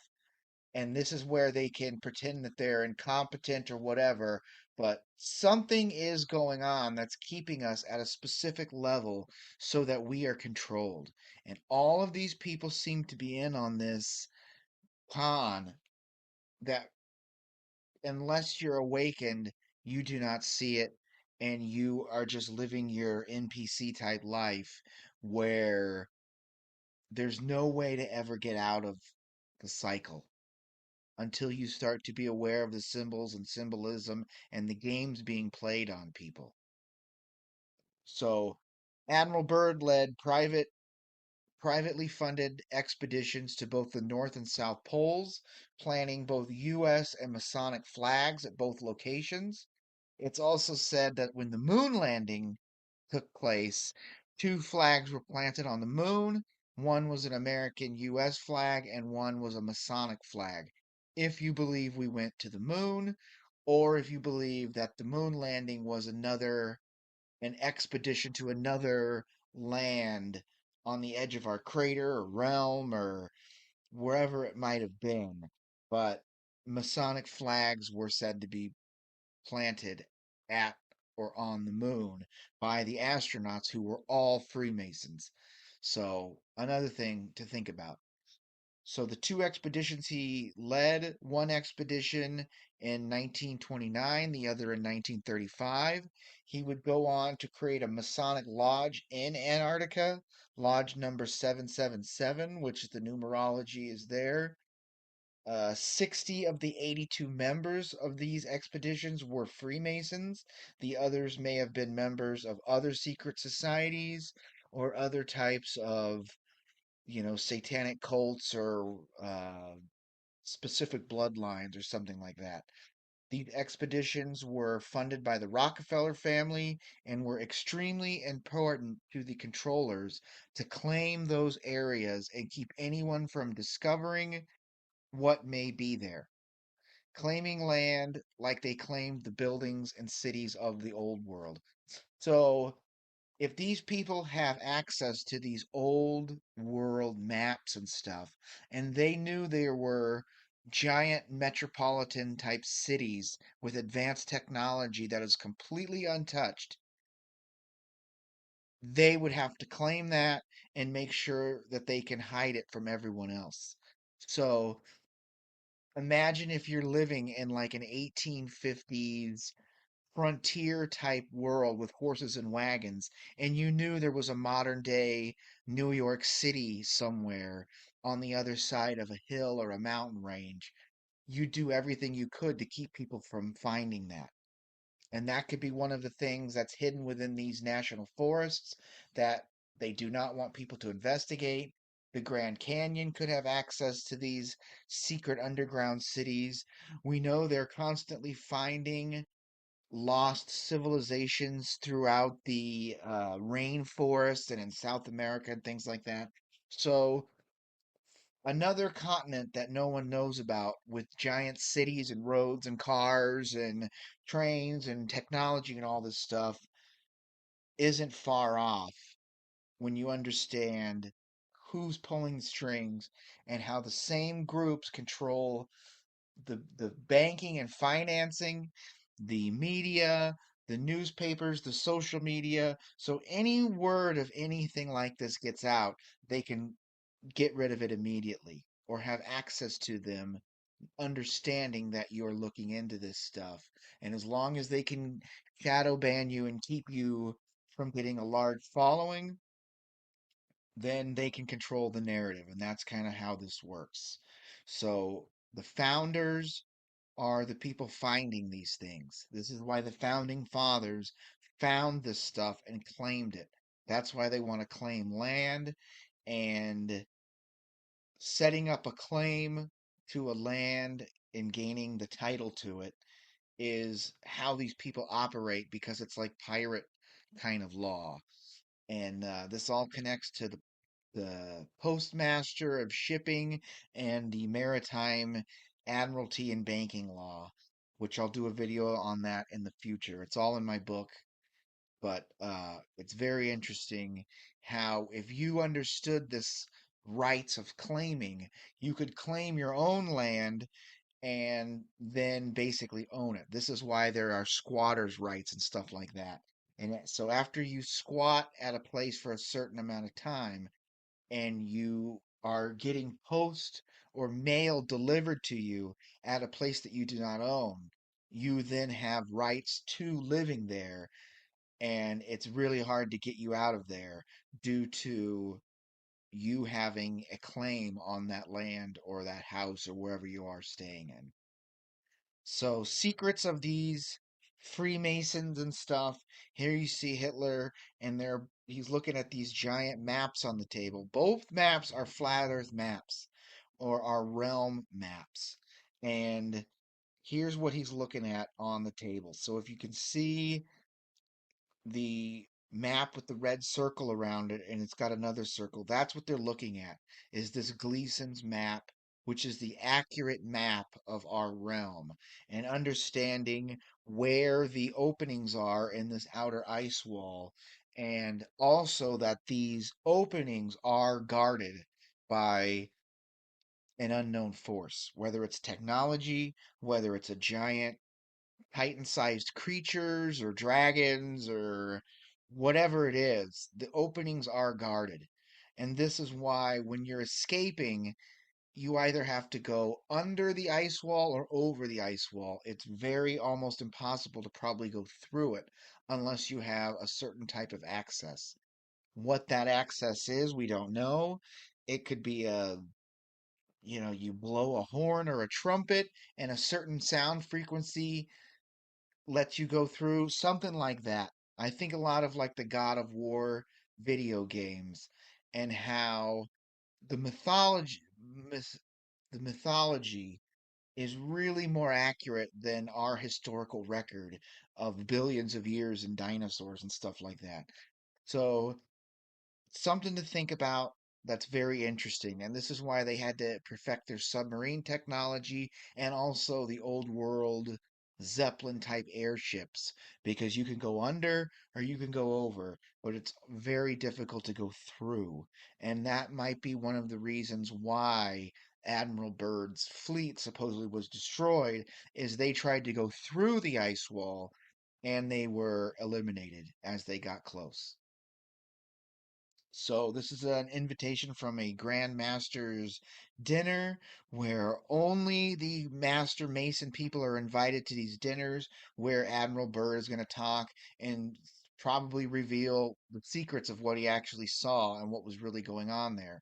There's a famous TV interview of Admiral Byrd talking about land masses the size of the North American continent filled with coal and resources and uh, massive fossilized trees and all that stuff. mud fossils, the remains of all this stuff he's talking about. And then this video is removed. No one ever talks about it again. And it goes back to there's only ice there. But it was like an oasis beyond the ice where they were they're seeing massive trees and all this stuff. All these things should make people understand what these masons and stuff, the secrets they keep. They're not allowed to reveal any secrets to those who are not initiated into their Masonic order. So they're not allowed to acknowledge any types of truths, which would be flat earth, Jesus Christ, the mud fossils, the mud flood, the founding fathers, the old world. They're not allowed to reveal any of those secrets to non members or non initiated people who haven't been granted access to those secrets. So they will lie to you and never tell you the truth. They will ridicule you and but they all secretly know. Because if you're smart enough to argue with these people and ask the correct questions, you can get them into a position where they're not allowed to reveal the secrets. And that's like a way of understanding how to argue with these people. It's the same with arguing with any globe earth person. When you prove them wrong, they will deflect and change topics. You will show them all this evidence, and when you show them how things really work that makes sense, where a child can understand it, they want to deflect and show you some math problems or something. It's a very secretive way, but if you understand Freemasons, they use these deflection and distraction techniques. And once you understand when they do this, you just might as well stop talking to them because they're controlled opposition people. So another interesting thing about Operation High Jump is this Order of the Penguin or this penguin stuff with penguins keeps coming up because that's supposedly the inhabitants of Antarctica. It's just penguins up there. But there's lots of Pizzagate type emails and emails between DC people where they're trying to acquire frozen penguin pineal glands, shipping them, and there's like this black market elite trade going on of these penguin pineal glands. Now, here is a receipt for a shipment of these frozen penguin pineal glands and that's very interesting when at the time you would say, "What are you using this for?" And they would say, "Well, scientific research." But we now know about the adrenochrome and how all this connects with Pizzagate and these extraterrestrial people or lizard people or the Vril, which the Nazis were really into the Vril and the Vril Society. Everything connects when you do the actual research and you question and look up this stuff for yourself. You'll see the connections more and more and more. I have done all of this research and connected all these dots. That's why all my videos and stuff, they all go together into one giant cohesive theory because it's all part of the same truth, I guess you could say. And I'll get into this more and more. I'm trying to get all these videos done before they wipe my pages and channels and delete all this stuff. Or there's this massive reset again where all the internet's wiped out. That's why I really had to get that my book finished, where all this information is in there. So there's at least a hard copy in print, paperback print form that you can have physically. But I'm going to keep doing the videos and touch on all this stuff. And by the time I'm done with all my videos, which hopefully will be by the end of the year, everything's out there, everything's done, and the evidence is there for people to witness for themselves because people are never going to do this research. It's too late. I've been looking into this kind of stuff since 2010, and it takes, how long does it take you to graduate high school? It's like 12 years of education to get a understanding of what reality is. Well, it takes about 12 years of researching all their lies to understand kind of what the truth is. And that's what I'm trying to fast track through to people is how vast the conspiracies are and what they're really trying to hide and keep from the people. Something to think about. So history should ask the question, why was Operation High Jump needed if Operation Paperclip was enacted? Why are you going to stop these Nazis who escaped supposedly if you just put all these Nazis into every branch of government that there is? You put them throughout the military, you created NASA to dump these people, you create the CIA to dump these people, you create Israel to hide these people. You do all of this stuff after World War II to hide these Nazis. You stage a fake Nuremberg trial and get 20 or 24 of these people, put them on trial, and then that's it. We're done with World War II. Stop looking into it. We're into the Cold War now. And that's how they do all these major psychological operations.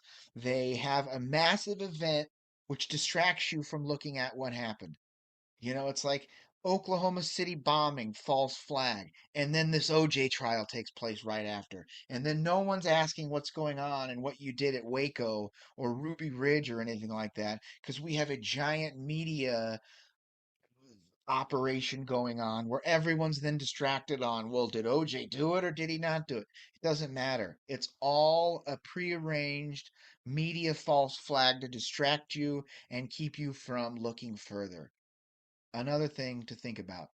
So the secret supposedly through the research says that these Germans that escaped got all this stolen gold and technology and went to Antarctica to build, this breakaway base in the ice, which makes no sense at all because Admiral Byrd himself, before World War II takes place, is over there looking through and discovering all this land that has no snow on it, and it's a temperate climate in the 70s and 80s. I mean, it's like a Los Angeles type area on the other side of this ice wall. So they wouldn't be building secret bases in the snow if Antarctica is 70 degrees below zero or something. All these narratives can be proven, disproven very quickly. So these Germans supposedly escaped after World War II. The high jump operation was a supposed debt collection, technology collection event. And we know the US government are the ones who are in charge of debt collecting. That's what most of these wars are about. Anyone who tries to get rid of the central bank, which is a debt based currency, the United States government comes in and forces you back onto this debt system, whether it's Iraq or where Libya or wherever they're at. Gaddafi. They try to remove the central banks. They try to get rid of the debt based currency, the petrodollar, and then war is declared. And then this is supposedly like the Germans were going to do this in World War II, get rid of this, go back to the gold standard, and then war is declared on Germany, and they all move in to kill off anyone who's not going to use their money. And we see a lot of that going on with BRICS now, how all these BRICS nations are getting off of the petrodollar, and now World War III is getting ready to start. But it's going to be interesting how this World War III thing plays out. It's very interesting that there will be a third world war. Does the third world war last 5 years or does World War III last for 5 days? If they do have nuclear weapons and a nuclear bombs were dropped in order to stop the war, nuclear weapons will be launched to start the war. And when you have a mass scale nuclear war and fallout, the war is not going to last for years. It will be over very quickly, and they'll immediately get past all this. It's something also to think about that should make people question what is really going on with this Trump assassination and all this kind of stuff. Assassinations and false flags are how they get these wars started. So, U.S. government are the ones who are in charge of debt collecting. A massive fleet was sent to recover the stolen assets, numbering between 4,000 and 4,700 men, 3 aircraft carriers, submarines, destroyers, lots of other equipment was all sent supposedly to where this new Schwabenland is located to reacquire all this stolen gold and technology and stuff.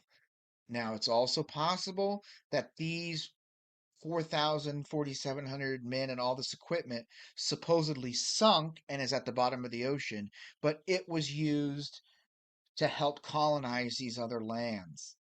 Another something to think about, where no one's ever going to ask, where did all these men go? They're on this other land doing whatever they're doing, colonizing, creating buildings, infrastructure, and a lot of shipments appear to be going to and from these secret lands. We've seen that today.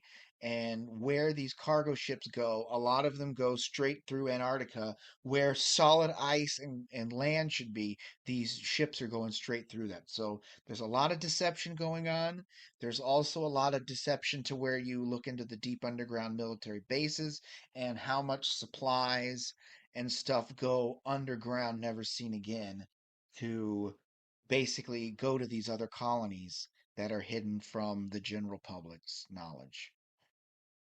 So, all these ships going there, how is this not questioned by people who were told the story of gathering scientific research or it being a scientific expedition?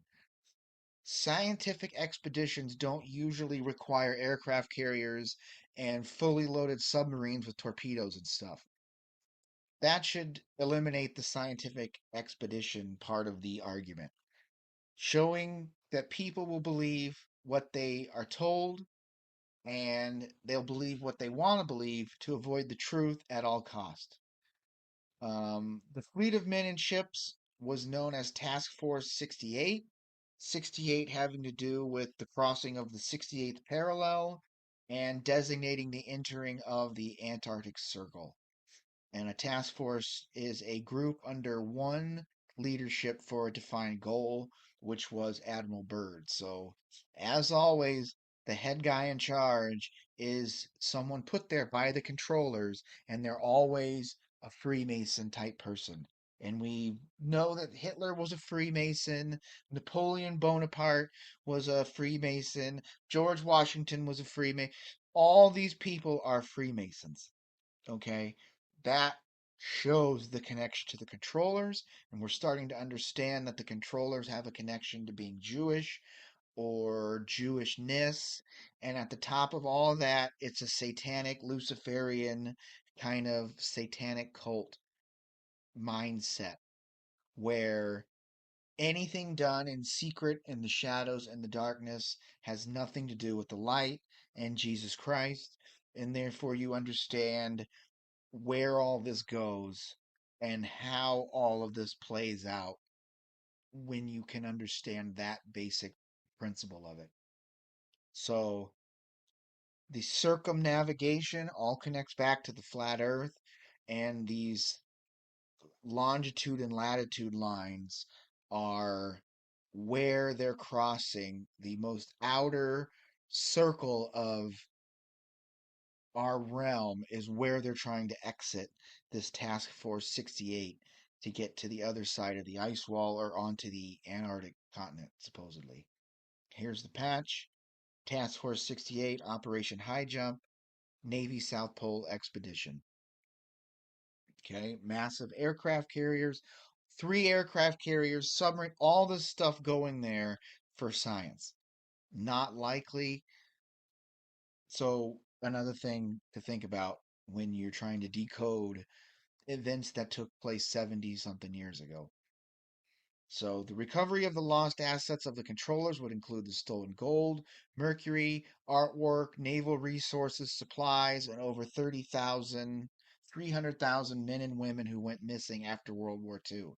And they would know by census data or military records how many people were around and how many people went missing. The other not well-known secret is the high technology that also went missing. This was the highly advanced flying craft resembling the flying discs or UFOs with the direct energy weaponry and other technology not possessed by the attacking naval forces. The attack was said to occur in New Schwabenland, a secret military base on the Antarctic continent, and this the Glock, Nazi Bell technology, all this secret technology when the Allied forces are going into the bunkers of Germany, all this secret technology was lost. And this is this Nazi Bell thing. It's a type of anti gravity engine, and we know it exists. Here's footage of this thing moving, and it's high voltage, low amps causing this lifting effect in this anti-gravity type event. And this thing was also, here's it rising, was said to glow bright colors like the arcing of a welder or something. Very bright electric discharge would come off of this device. And all this technology was missing when they moved in. Or maybe this technology was left, but this is really old technology that we'll get into later when there's a lot to this story of what's going on. Now, what's widely not widely known as the German connection to the secret organization known as NIMSA. This group was responsible for developing back engineered old world high technology since 1850, known as the Sonora Aero Club. They would be responsible for regrouping of Germany and Argentina, and then later Antarctica. Argentina is the last stop on the way to Antarctica. It's right before the border of the Antarctic continent and contains many resources needed for the breakaway civilization or the colonizing of the secret lands. I'm going to do a whole video on Sonora Aero Club. I got lots of information about it. It's just it's already hard enough to do one video a week and find all this information. So that's coming. It'll be here. Probably I'll work on that next month, try to get that out to everybody. But there's a lot of secrets between Germany and it was a German secret society, but this was back in 1850 when there wasn't even a Germany yet. Okay, it was back then it was known as Prussia, and before it was Prussia, it was Tartaria and Tartary. So it all connects to the old world and finding and claiming all this technology after this mud flood event takes place where these people are trying to get their hands on all of this technology, back engineer it, see how it works, hide the stuff that would make civilization too powerful, and basically keep you using the technology that they can control you with, like oil and gas and the electricity, how they make it and how they get it to your house, that kind of stuff. So if you understand the technology of the old world, the story we have been told falls apart because they have all these zeppelins and flying machines.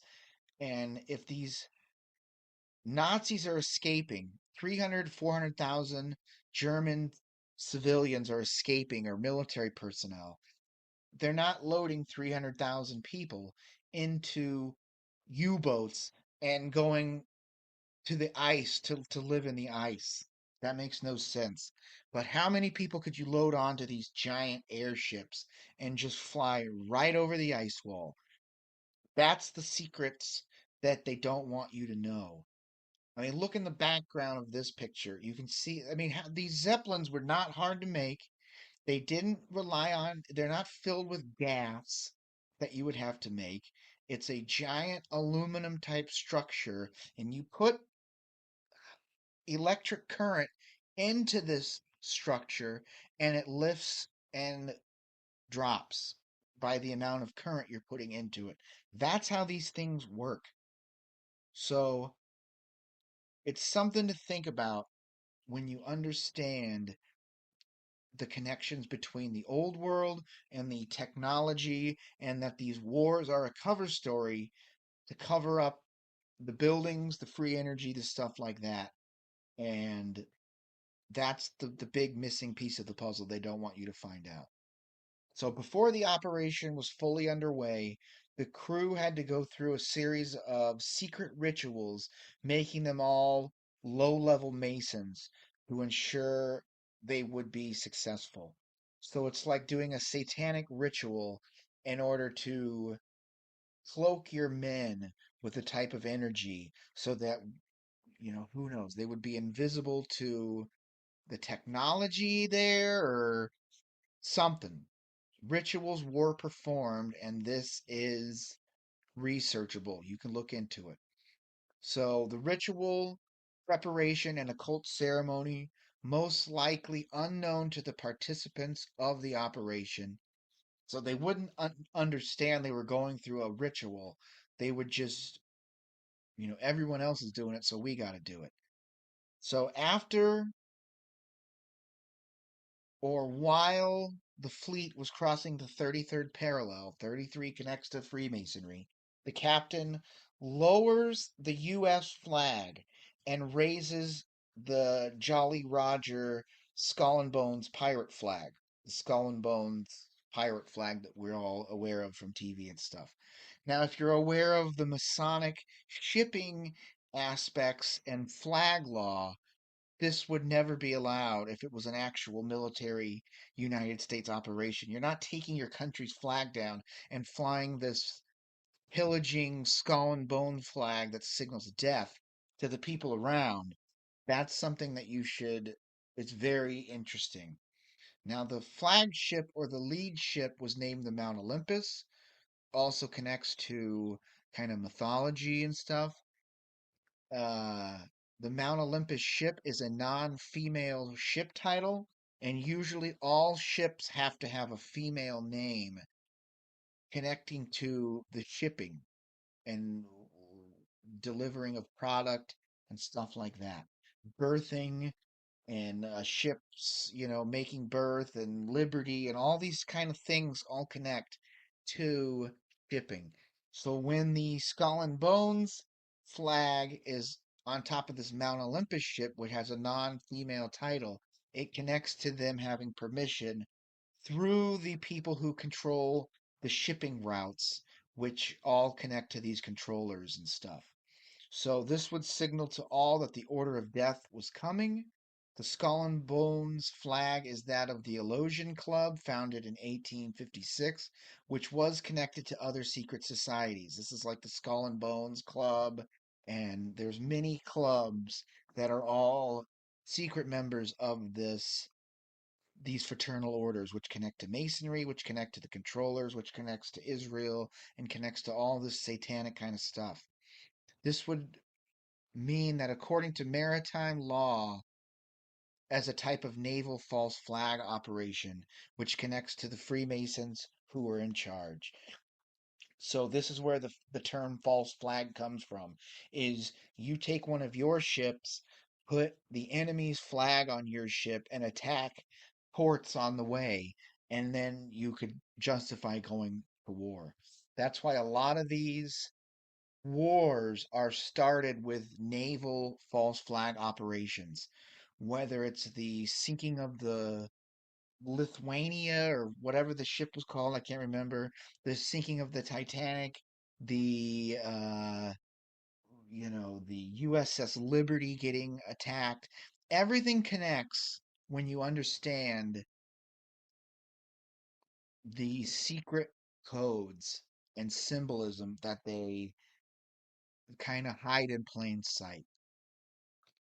Now, the high jump crew, I think that no matter the outcome, I theorize that 90 to 95% of the crew would have been killed, keep the truth or the secrets from escaping, and what was truly going on behind the scenes. and below the surface, it's all still top secret. This also may connect to the operation was to colonize land, and that's what these fleets would have done. They would have made way and started colonizing and building on the other side of our realm as some kind of a last ditch effort, resources, we don't know, but it's interesting. The more you know, the bigger the theories kind of get of what they were really doing and what was going on. So the ceremony that the crew underwent was to pay homage to the god Neptune. Those who were subject to the ritual were called initiates by the higher ranking crew members. They would refer to each other as polywogs, which is kind of a weird thing, as a connection to frogs, which has certain satanic themes, which, I mean, you look at the QAnon stuff and their symbol is frog, the Keck frog. Some people could say we're using the symbols that they have in order to hide our stuff or to get our agendas forward. Something to think about. It was passed off to the crew as a form of hijinks at sea. In reality, it was a type of humiliation ritual where the crew was stripped half naked. They were paraded around and paddled like in a fraternity or something by the high ranking members. Then they would all line up and kiss the belly of this fat, ugly sailor who wore a crown, and was titled the Neptune God. They would all drink they would be dunked and have their head shaved, another type of satanic baptism type thing. Then they said they were given a mixture of chewing tobacco combined with motor oil, and they were all given this mixture to chew, which is like, who's making this stuff up? The motor oil could have been a cover for the liquid known as the black goo substance, and this was to install demonic entities or parasites within those who underwent the ceremony. So everyone there would have had a type of, vril parasite in them, which would also justify why they all would have to be killed at the end. Another something to think about. When concluded, the crew was ready to be sacrificed and ready for death, I guess, in the eyes of these higher ranking members. And I've talked about the black goo before. I've got a lot of information. I'm going to do a whole larger series on the black goo. It's an advanced research topic covered at a later point of study. I've done some stuff on it. You could look at my Project Bluebeam video. There's a lot on it in there, and also the two vibrational codes videos I did. Operation High Jump was broken into two waves of attack vessels. The first group was commanded by Admiral Richard H. Cruzen. Its primary function was to set up base of operations. The second group was the attacking fleet commanded by Richard Byrd. Once the base of operation was established, the second group would expand the perimeters, create landing zones and supply drops for troops. Once the base of operations was secured and the enemy was located, the fleet would begin attack formations heading to New Schwabenland. As the attack was commencing, instrument panels and equipment would begin to malfunction and become disabled. Out of the ocean arose several massive disc shaped craft, which would destroy 90 to 95% of the fleet. The remaining ships would retreat, full speed, returning to the U.S. with Admiral Byrd on board. All equipment was abandoned, all supplies left, crew casualties numbering over 4,000 men. That's the official kind of secret story of what happened. And here's kind of a picture of what was going on with this high technology. If these UFOs were have anti-gravity, they have a type of magnetic shielding where their bullets aren't going to hit, and they can just use their direct energy weapons to sink all these ships very quickly. um but who knows what happens? Who really knows? No one was really there. Admiral Richard E. Byrd, born 1888, to 1957. So he was born in the time where growing up, the reset of all this stuff would have been seen in real time. And in our minds, we think 1888, chip, horses and wagons. But then you look back at these expos and the buildings, the architecture, the streets paved, the the technology and the arc it was way advanced. It wasn't wagons and horses. It was high technology that would slowly be phased out in form of this new technology. And you think about what we're dealing with today with the electric cars. In 20 years, if all the cars are electric and they stop making oil and gas engines, then there's an EMP attack and the electric cars are useless. 20 years after that, you're slowly remaking the internal combustion engines again and reinventing the stuff that was already invented in the past, which, if you've read my books, the Unit 1 timeline research goes through and shows how several things were invented several times over. They invented the typewriter 4 or 5 times. They invented the internal combustion engine 4 or 5 times. They invented steam engines 3 or 4 times. All this stuff is invented and then reinvented and then reinvented again. Very interesting. And that's kind of a common theme of our historic timeline is none of the things they say add up. So secrets that we know are still kept to this day, the true size and shape of our realm, what happened to the Tartarians, what caused the mud flood, and what's on the other side of the ice wall. These are the Masonic secrets that if you aren't in on the satanic rituals and your soul hasn't been compromised, it's up to you to learn these things because no one's going to tell you unless you join one of these secret clubs. So, here are the logos that run our world today after like World War II, all these, International Maritime Organization and the Civilian Aviation Organization and the World Health Organization and the UN. It's all flat earth maps. And another interesting thing is this symbol. Is this the symbol for the ice wall? If you look at this Task Force 68 logo with the penguin, it's got that ice wall kind of symbol, which leads people or me or the researchers to believe that it was a mission going to the other side of the ice wall. Something to think about.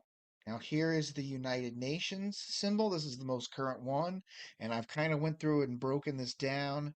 So we'll start one, the outer edge of where the ice wall is. That is the firmament. Okay. Two is that symbol we just looked at, the kind of wreath symbol. That is the symbol for the ice wall. Then you have the 3 stars. That connects to the Orion constellation. Orion connects to the controllers and Saturn and, those from heaven to earth came and stuff like that. Then you have the flat earth map, 4. 5, within the flat earth map or the UN thing, it's broken into 33 divided spaces or a grid with 33 sections, which connects to Freemasonry. You can see the outer kind of symbol in a pattern looks like the pyramid in All Seeing Eye. You can see the moon in the center and the phases of the moon. That connects to the supposed artificial moon base that's in orbit, or also the reflection of Earth, possibly. It's just when you start to see these symbols and ask questions, you see them more and more, and you can decode this stuff more and more and more. And we know they live their lives according to symbolism and numerology. So, something else. Pretty interesting. Was Operation High Jump a mission past the ice wall? If Operation High Jump was a Masonic operation, why would Masons be trying to recover missing Nazis after Operation Paperclip if they put all these people into power and they supposedly won the war? Very interesting. Think about how all of these people have this Masonic connection, And we know that the Nazis and Masons are connected through the symbols and symbolism. And at the heart of Freemasonry, it's all Jewish mysticism and occultism. And on top of that, it's all Satan, Luciferian, and satanic. So, was Operation High Jump a mission to stop the Germans from escaping? Did we gather information about the lost technology or the abilities of the escaping Germans? Was it a secret Masonic operation to join the Germans and, take our people and their people because they were both in on it from the beginning and joining for the colonization of other secret lands? Have we colonized land beyond our realm? What might be going on?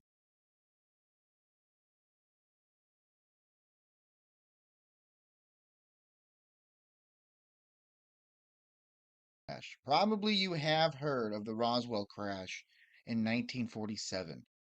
What is fact? What is fiction? What is conspiracy? And how can we figure out the truth knowing what we now know about other historical events in time? Was it a disc shaped craft or was it a weather balloon? Here you can see on this map the crash site, where the crash site was supposedly located. Some say there was two crafts or vessels that crashed, and this was the one that the public picked up on. And we can see how close it is to the Dulce facility, or Area 51, as they also call it. So here you see the RAAF captures a flying saucer on a ranch in the Roswell region. RAAF is the Roswell Army Airfield, and this is where all this stuff starts. This conspiracy of the flying saucer starts taking off from these news articles that were published. So here's a supposed picture of this crashed vessel, and there was a large debris field, and here is a massive NASA Satelloon weather balloon type of object where if this crashed to the ground, would it really result in such an ordeal of recovering the wreckage if it was just mylar material or something? Something to think about. Here's where they're starting to claim it was the remnants of a weather balloon or something, but they wouldn't hype up a weather balloon like they would visitors from another supposed galaxy. Something to also think about. So, the Roswell crash of 1947, soon after the Operation High Jump expedition ended, three atomic bombs were said to be detonated in three undisclosed locations around the Antarctic continent. We now know or are coming to realize that this was on the other side of the ice wall. This could have been colonies or possible breakaway civilizations they were starting. They wiped them out, and we don't know. Maybe they were destroying evidence before the land was colonized. We don't know. Was this all a fake thing in order to push the next global agenda onto the people? We don't know. But if you look into it, they are claiming that three atomic bombs were detonated in the Antarctic region, supposedly. So now this atomic bombs being set off would trigger a response from the extraterrestrials, and the Roswell UFO crash would occur. The crash would begin to reveal the dark truths about the ETs and what they were doing in our realm. Was it all staged to push reality into a desired location? Everything seems to be a distraction from something else. And the more new information comes to light, the more we should question these past events, understanding that everything they do is to push society or our reality into a desired location. That's the whole game is they create the narrative, you believe it, and that determines what reality is. So after this crash, bodies were said to be recovered, and they were from a species known as the Greys. Greys were said to be travelers from outer space. We are now coming to realize that these Greys are most likely a demonic type entity that connect to the controllers, the Nazis, and the black goo substance. Now, the crash may have been staged to push the narrative of space and space exploration, as in these aliens, these Greys, come from these far off galaxies, and therefore we need to invest all of our money into space research and stuff like that to fight these aliens that may one day invade us. And that's where the narrative of the Project Bluebeam or the Skybeam project comes into play, is that is the final card in order to get the New World Order. So here's the supposed recovered bodies. I mean, it could be real, it could be fake. It doesn't matter though, because of the ideas of what these things are. Are these a type of were these once human, and were they infected with a type of parasite or a demonic possession which changed the DNA into these gray looking demon things? Another thing to consider. So in the wreckage, there was multiple wreckages of that time. There was two near Mexico City, near the Aztec pyramids. There was a Soviet crash. There was numerous crashes, all at the same kind of time period, which would try to push the world governments into believing we've all got to work together to defeat these aliens from outer space. And body parts and blood of humans were among the Roswell wreckage. From this, the Greada Treaty was signed in 1954 between a race of the ETs known as the Greys and members of a secret government group known as Majestic 12. This is way beyond government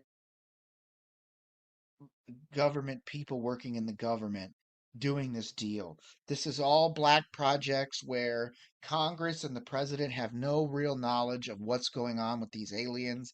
And this may connect to the corporation known as the United States, not the actual Republic of the United States or a government that represents the people. It's a corporate interest, and that's why this is a corporate agenda to secure unlimited funding to fight these aliens from outer space.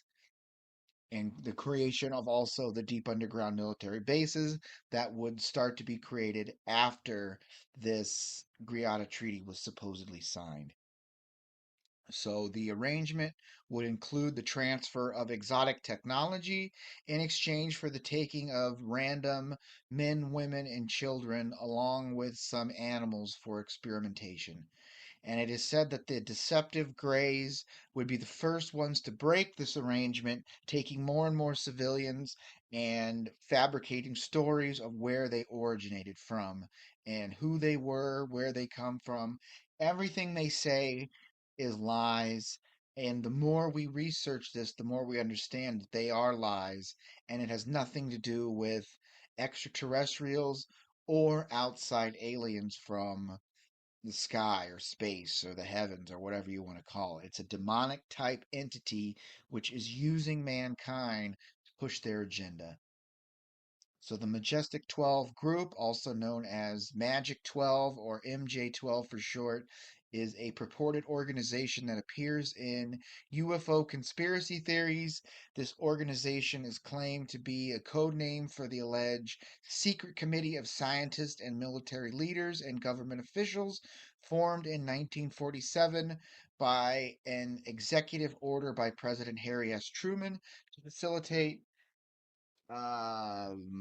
recover, investigate of alien spacecrafts. We know that President Truman was a high ranking Freemason. We know about Operation Paperclip, where these Nazi scientists and personnel were brought over. We know the Nazis were communicating and working with these gray entities before Operation Paperclip took place. We know that the people in charge are all doing satanic rituals and occult rituals in order to contact these entities and facilitate trade with them, technology for the adrenochrome substance. That's pretty much becoming a well known fact, and why everything is controlled by the secret government people. The CIA, the Mossad, Israel, the corporate United States government, the corporate interests of the UK and France and Germany. Everything connects Hollywood and the propaganda machine of creating a specific narrative to steer public opinion in a certain direction. So after this treaty is signed, that's where we start to see the most amount of crashed vessels to cattle mutilation. They have these crashed UFOs. Then they sign this treaty because we've got to sign a treaty with these aliens. And then these cattle mutilations start, along with the human abduction, missing 411 type stuff, and the people who are also abducted, mutilated, and experimented on. If you only knew how bad things really are, it's way worse than anyone can imagine how bad things are. Now, I'm trying to keep this video connected to the past videos of World War II, Operation Paperclip, Operation High Jump, the Roswell Crash, and how this all connects to the false reality or world we live in today. But another video will be done on the extent of this problem with these demonic entities, who these demons serve, the connections between the grays, and how all of this seems to be targeting Christianity and Christian type descendant people. That is a major key in understanding this type of abductions and things like that. It will also connect to the MyLab operations, which are military abductions, and the supposed plan in place to counter these type of demonic entities. So the Greada Treaty would result in a trade of people and cattle, which would be converted into adrenochrome and exchanged for exotic technology. This is how these controllers operate. This is what the Nazis were doing. This is what the Israeli Jewish people are doing. This has been going on since the reset of civilization, since the United States was incorporated in 1871, since Germany was established in 1871, since the massive reset event that took place and rewrote our historical record.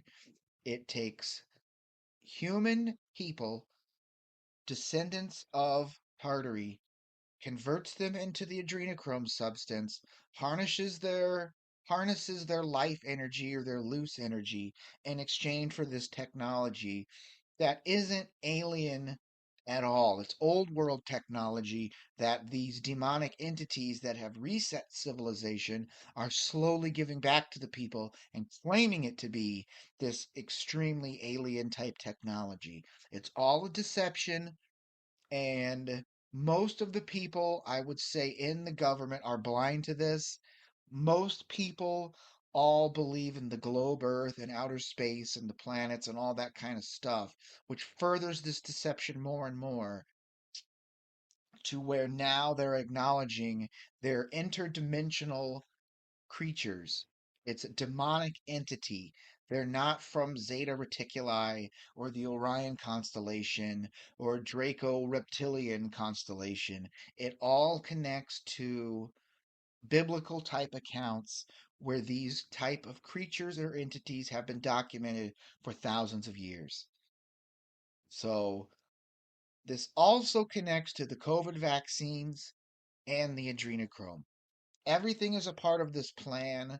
I'm not going to get into the QAnon, trust the plan type stuff, but there is something going on behind the scenes, and all of this is connected. The COVID vaccine connects to the black goo, the adrenochrome connects to the black goo. That will be a major video series in the future trying to explain how everything is connected, and they hide all this in plain sight if you know how to read the symbols, symbolism, and the numerology, which they hide in plain sight over and over again, and they brag and gloat about how the people are so stupid they can't see it because a massive amount of the population is NPC people. They're the ones who push the agendas from TV to convince the people who may awaken or to discourage them from doing their own research and looking into this kind of stuff. So, 1954, the Greada Treaty. President Eisenhower signed an arrangement with a group of gray extraterrestrials to exchange human subjects for experimentation in food for the advancement of technology and advanced technology. The Greys would break this agreement, and the number of missing people and children would vastly increase. All humans involved would die from various cancers due to the Greys' homeworld. So this Greada Treaty was an arrangement for technology, but also it was an exchange program between human personnels and gray aliens in like a swapping of personnel. And the humans were sent to this Orion Zeta Reticuli system that supposedly had two suns. Here's one of these supposed beings. Here's the video of it. And if you were slowly a part of this, just the general population, you would not know about the flat earth or the ideas of the flat earth. You would be already being tricked into the space race, which is getting ready to start. So when these astronauts or these exchange personnel are going to be sent to this other land to live on this other planet, people wouldn't understand that they were still on Earth in another realm or on another plane, basically. So the realm of the Greys is said to have two suns and be very hot. The radiation levels are extremely higher than that of Earth realm, and lots of evidence is coming to light recently about the number of suns our realm contains, and everything has a connection to the flat Earth ideas, which they do not want you to understand that the earth is flat, the biblical accounts are true, and they are the ones trying to push space and outer space and things like that. So here's the MasterCard symbol. All these symbols hide in plain sight and they connect to the two suns. If you look on YouTube, maybe not YouTube, but Twitter and Instagram, you type in two suns, you'll see lots of evidence of these two suns. Now, this is where the deception of inner space, which is our earth realm, and the outer earth space, outer realm, outer space of our realm. And then furthering this, you can see the two arrows point to the two suns. Now, when these are in certain synchronicity, you'd be able to view both suns from a location at some point. A lot of times these are viewed from Australia and New Zealand, and that's when the two suns would line up and they are photographed. So it all kind of does connect when you expand your perception and your consciousness and understand what is probably going on. And when you find a piece of information that goes against your beliefs, do you just exclude it and discount it, or do you take that piece of information to form a greater theory of what's going on? Now, a lot of this connects with the two suns, connects to the radiation levels of the realm of the Greys, wherever that is, and it connects to the amount of nuclear kind of leaks and spills, the Fukushima type of radiation leaks, where they're trying to irradiate our planet and heat our planet up through global warming and chemtrails and stuff like that to like terraform our Earth realm so they can colonize our realm, which is the Garden of Eden area. And that's the number one goal of these demonic entities, is to claim the Garden of Eden, claim this earth realm for themselves, exterminate the descendants of the Christian sort of Tartary bloodline of the 10 tribes of Israel that were let out, and then they kill us all off, and then they repopulate, and that is their end game. So aliens are not real.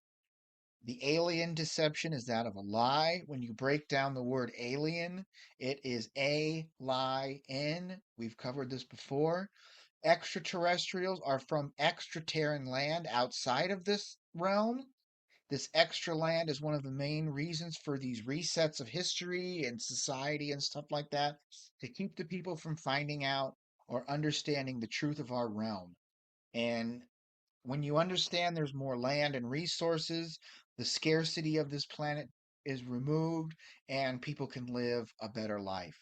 But they create scarcity in order to control people, and that's how they steer civilization or society.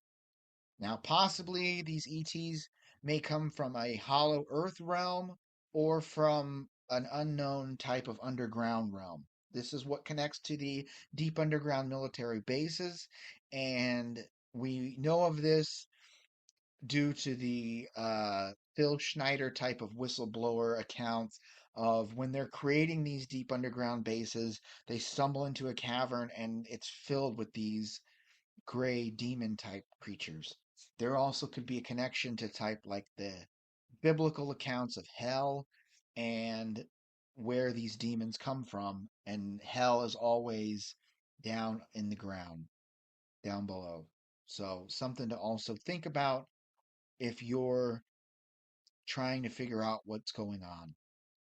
Now, these gray skinned demons, or gray aliens as they are called, would result in 800,000 children going missing each year in the US alone, and close to or exceeding 8 million people worldwide go missing each year and are never seen again. These people are food, and you could say they were being exchanged for technology, but the technology hasn't changed one bit since 1947 and this Roswell crash takes place. We're still using oil and gas.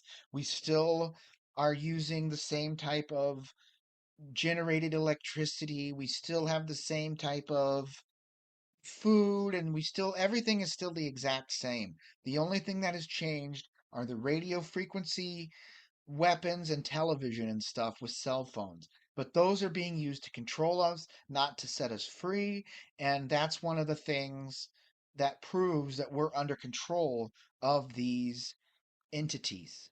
Whether it's the Zionist occupied government or the lizard people are controlling things, we are being controlled by an exterior force and a motive that is not for the benefit of humanity or mankind.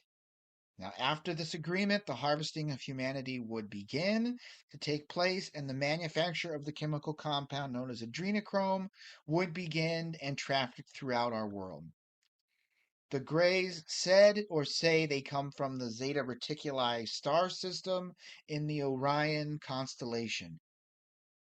Are they extraterrestrials from an extra unknown land inside and outside of our realm? These are some of the secrets hidden from us by the controllers. Are they a demonic entity from the lower fourth dimension?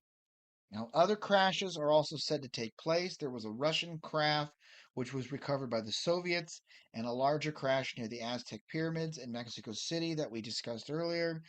And it just makes people think, why do all of a sudden these crashes take place after you're testing these bombs or these directed energy weapons or these pulse systems or whatever type of weapons they're using?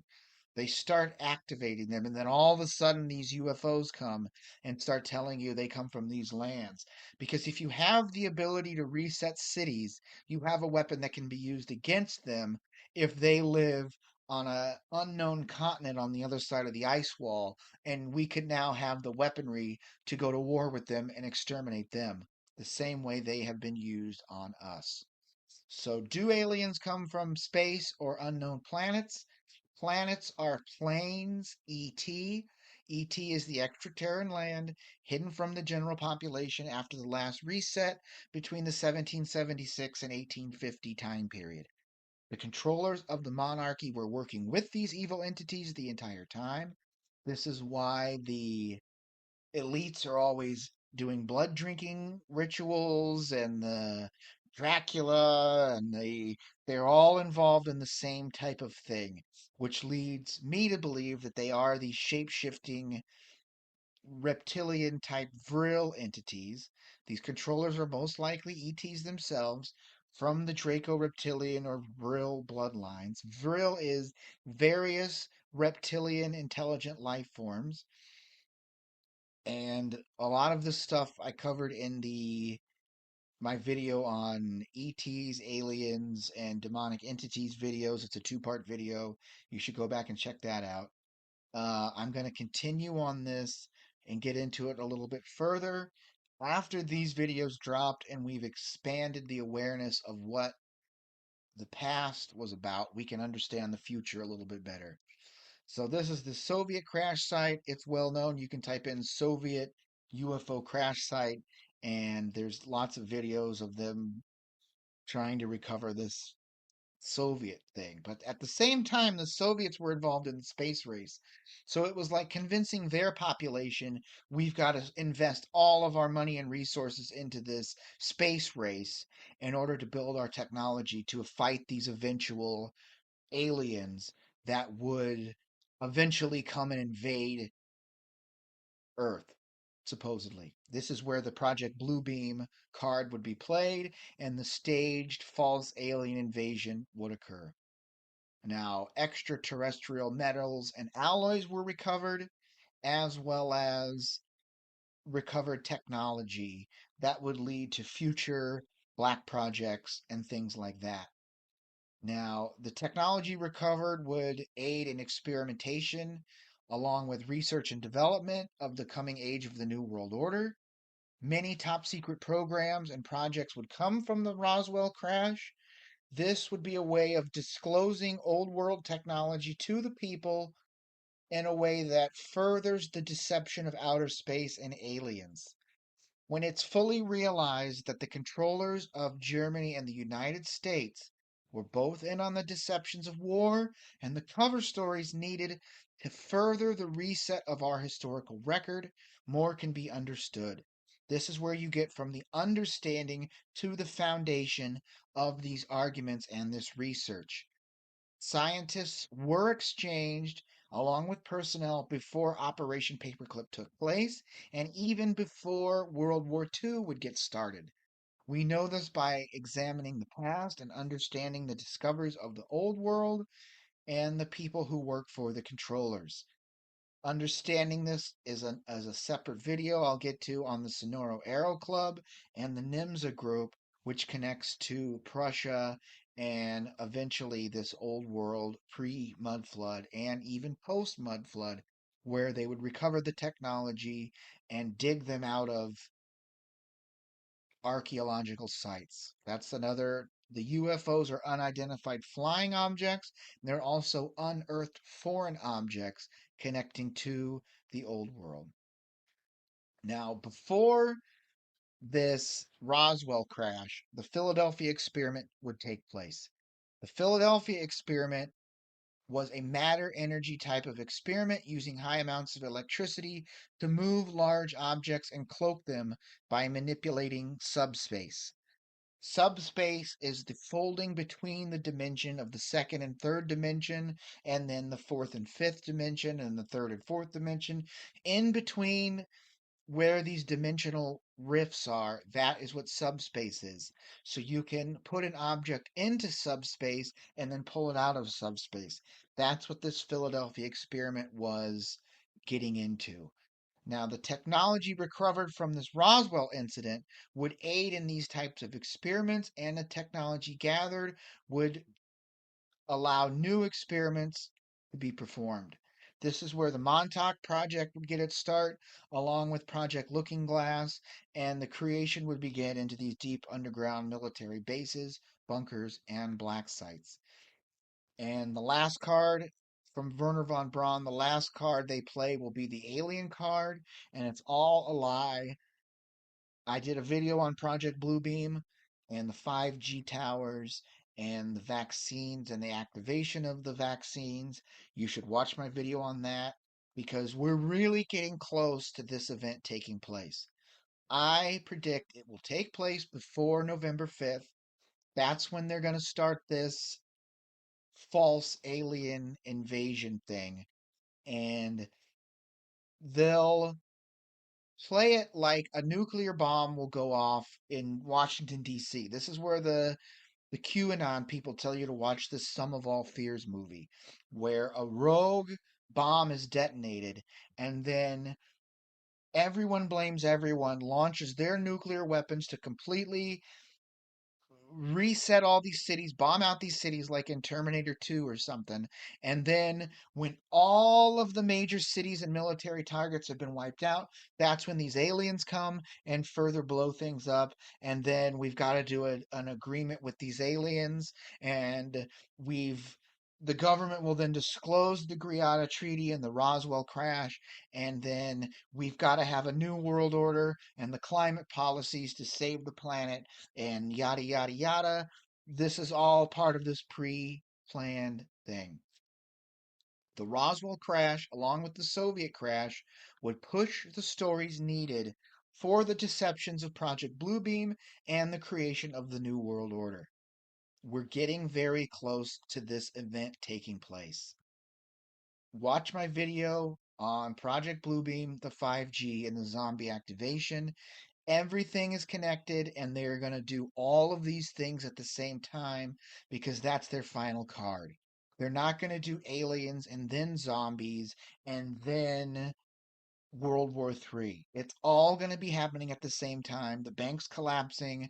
The the way it will play out is the 5G will be activated, the zombies will be turned on, then they'll hit everything with an EMP to disconnect the 5G towers, and the 5G towers are a major part of the projection of the blue beam type of holograms that they're going to project onto the cities and stuff.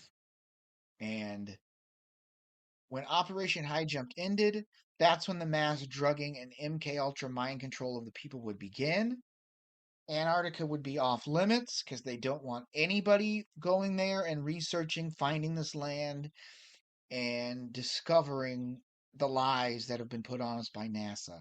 It's said that the next world war would be fought on the icy continent or with inhabitants over the ice wall, but they kept it very secret to what is really over there. And the truth of what's going on in our realm must be kept from all nations and all people. This is where you get the elites and the World Economic Forum people and the Council on Foreign Relations. All these people are Jewish, knowing the secrets of the Talmud and knowing the secrets of, they know about these demonic entities because they serve them and they work with them. The Zionist people work with the gray aliens. The National Zionist Nazi people work with these gray aliens. The secret government works with these lizard people and all this stuff. It's all connected when you start seeing the puzzle pieces laid out and we put this research together. The global deception would be installed to halt any unwanted exploration or discoveries. The organization known as NASA would head up the deceptions and further the narratives of space travel and exploration. The moon landings were both real and fake because they were taking and doing operations on the other side of this ice wall, landing in other craters outside of our realm. That's where they're planting Masonic flags and stuff on the other side of these other lands or craters far off from our realm.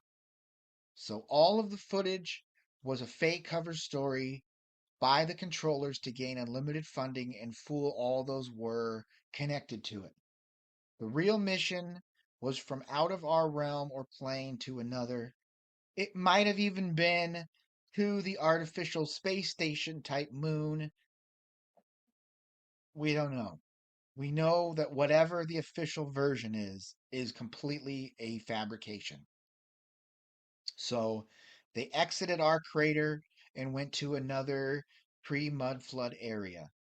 And by understanding the truth of the Titan giants and the mud fossils and things like that, we can assume that these giant Titan people were not walking around on a small ball flying through space. These are how we can fact check our ideas.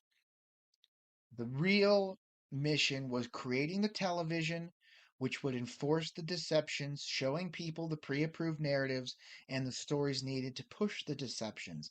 This is why the moon landing had to be filmed and played for the people on TV to justify the funding and secure the funding in order to colonize these other lands, in order to create breakaway civilizations and the deep underground military bases. All of this is to keep people as a slave race, serving the controllers and the monarchy, the lizard people, the greys, whoever is pulling the strings from the top. The deception of space travel, or NASA, would provide all the funding needed to colonize the hidden lands unknown to the general public, along with the creation of the dumbs. You should see my video on the deep underground military bases, how to identify them, what their purposes are, and how to expose to see if these types of facilities are in your area. I suggest watching those videos. I'm going to eventually re edit the audio and put them together in one video at a later date coming up. So, what can we figure out about the mystery of Roswell? How do we move this investigation forward? Could the whole incident be faked to push the agendas of outer space and aliens? Was it a crash disk? Was it a fake event like the moon landing where it's like a set and they keep it secret like a movie set or something in order to push this agenda of outer space? We know the governments of the world were all in on the COVID deception, and they will all be in on the Project Bluebeam Skybeam project deception. If you thought 9/11 was a bad staged event by you know who, wait until the next alien invasion event takes place. It will be so realistic, everyone will believe it. And I suggest that when this happens, you turn off your TV, you do not participate in it. And like the Amish people will not be affected by this. They'll stay in their areas. It'll only last 3 days and then it'll be over and they'll have all this agenda passed and ready to go. After the events of Roswell, the television would create the TV programs and movie needed to push the ideas of space and aliens onto the people. From Star Trek to early 1950s alien movies of invasions and extraterrestrials, the baby boomers would all be hooked on the mind control devices and invented culture created by the CIA, the drug culture, the hippie movement, the rock and roll culture. This is all like breaking up society the same way the trans culture is pushed, or the OnlyFans culture, or video game culture. It's all choosing specific actors or personalities to do specific behavioral things to normalize that behavior in order to push society in a directed location. And more people are less likely to trust the creations pushed onto the general public. From aliens to the vaccines, we now are questioning all events pushed on us by the mainstream media. Now, here's all these movies to really push the idea of invaders from outer space, invaders from Mars, invaders from whatever planet they want to come from. This is the next big agenda.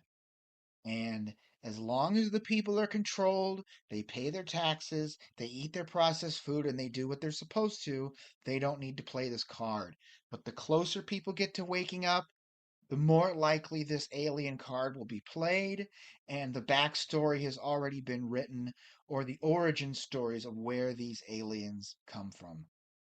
In the end, we know the truth that is accepted by the general population has nothing to do with fact.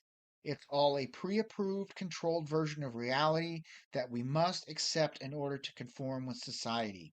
If we do not accept the official versions of realities given to us by the controllers, we do not fit in. By questioning everything pushed onto us, we can slowly figure out the things they hide from us in plain sight. This is how the New World Order will be defeated, by asking questions and doing the research. Each person needs to understand these things for themselves, make up their own minds and ideas about what is going on. But you've got to have that curiosity and ask those questions, in which that's how your consciousness expands and the ideas of what's going on expands.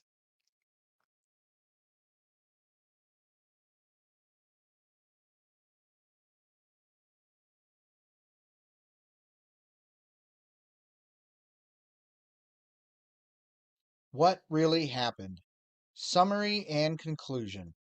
World War II, Operation Paperclip, Operation High Jump, the Roswell Crash, and after. The end of World War II would show us all the beginnings of the New World Order. The Zionist takeover and occupation of America, and anywhere the Operation Paperclip personnel were relocated to. The Nazi Party, or the Party of the National Zionists, would join the controllers and subvert the entire world, creating a fake space race and the agenda of outer space. This is the global agenda for the enslavement of mankind. The video or segments you have seen illustrate the deception we have all been put through. The official version of history was the deliberate falsification and rewriting of our story. Why and how this has happened can only lead anyone who researches to see the larger conspiracies. By understanding this, we can stand firm in the truth backed by fact and avoid the next deception we will all face. The staged alien invasion, or Project Bluebeam, is one of these deceptions. Summarizing what we have learned by examining the timeline. World War II ends with the supposed dropping of atomic weapons on the civilian population of Japan.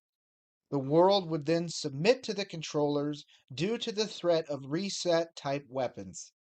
The Second Great War would show the people of the world the lengths the controllers would go to in obtaining their New World Order.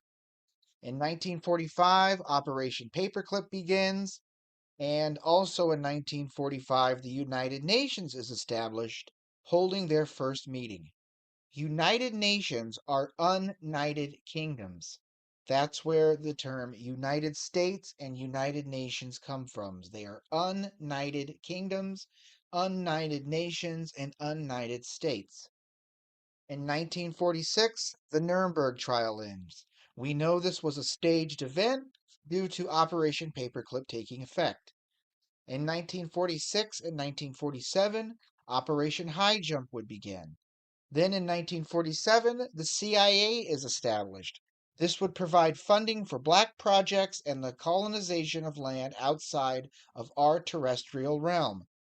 Also, it would aid in Operation Paperclip and locate any personnel or group who would oppose the controllers or the Zionist occupation.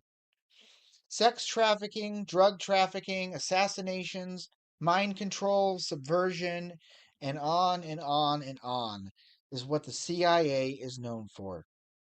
Then in 1947, the Roswell Crash would take place, pushing the need to prepare for threats from outer space. The alien deception would be a large part of this operation. Congress approves $12 billion in funding for European nations. This is the beginning of laundering money from the U.S. taxpayer to the deep state players and operations.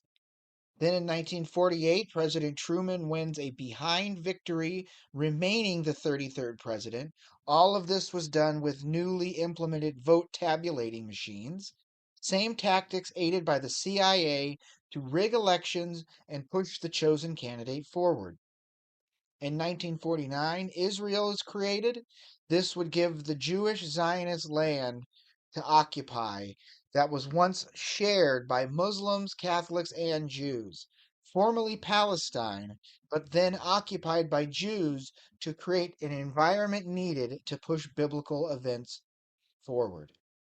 Then in 1949, Captain James Gallagher successfully flies around the globe without refueling or without stopping, refueling 4 times in air. This would begin the deception of the globe and the Earth being a planet floating in space.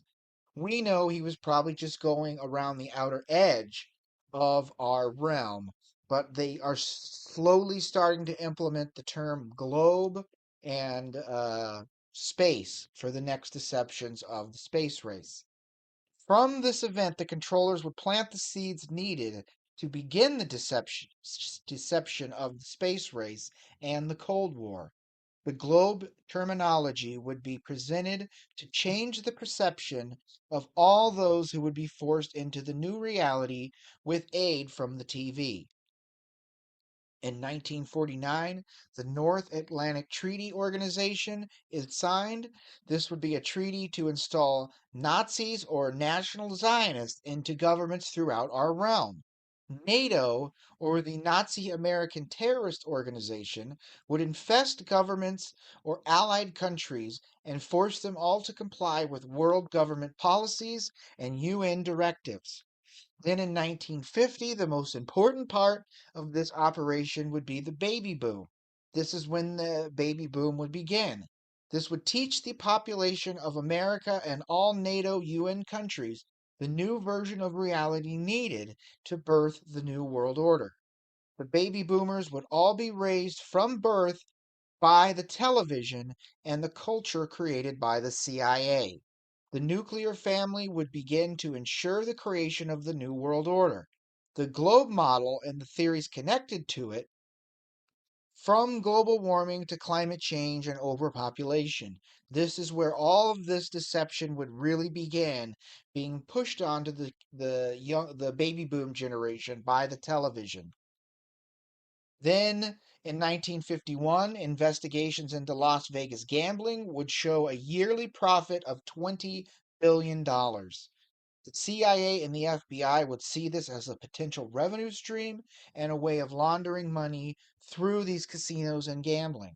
Organized crime would move in to remove the money and launder it for the CIA and the FBI. The mob, organized crime, is all a Masonic Jewish type operation. In 1952, Dwight D. Eisenhower becomes the 34th President of the United States.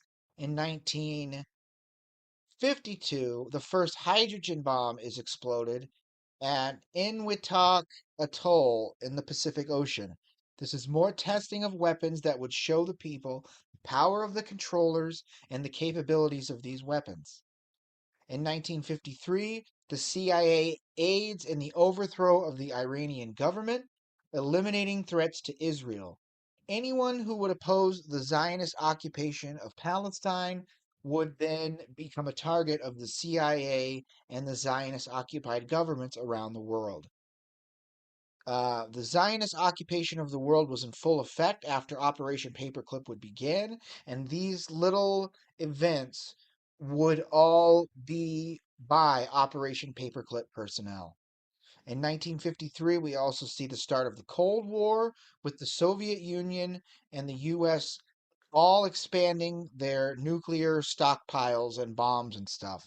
All governments would know that a third world war would take place between all nations.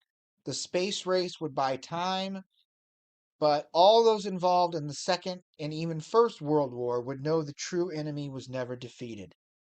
Then in 1953, the first color TVs are sold in the US. The color TVs and the operations of the television was the actual true purpose of Operation Paperclip. Scientists being brought to the U.S. after World War II. The TV would control the general public and deliver the stories needed to install mind control programming and the controlling of the population. So anything that was presented to the people by the TV would be fact.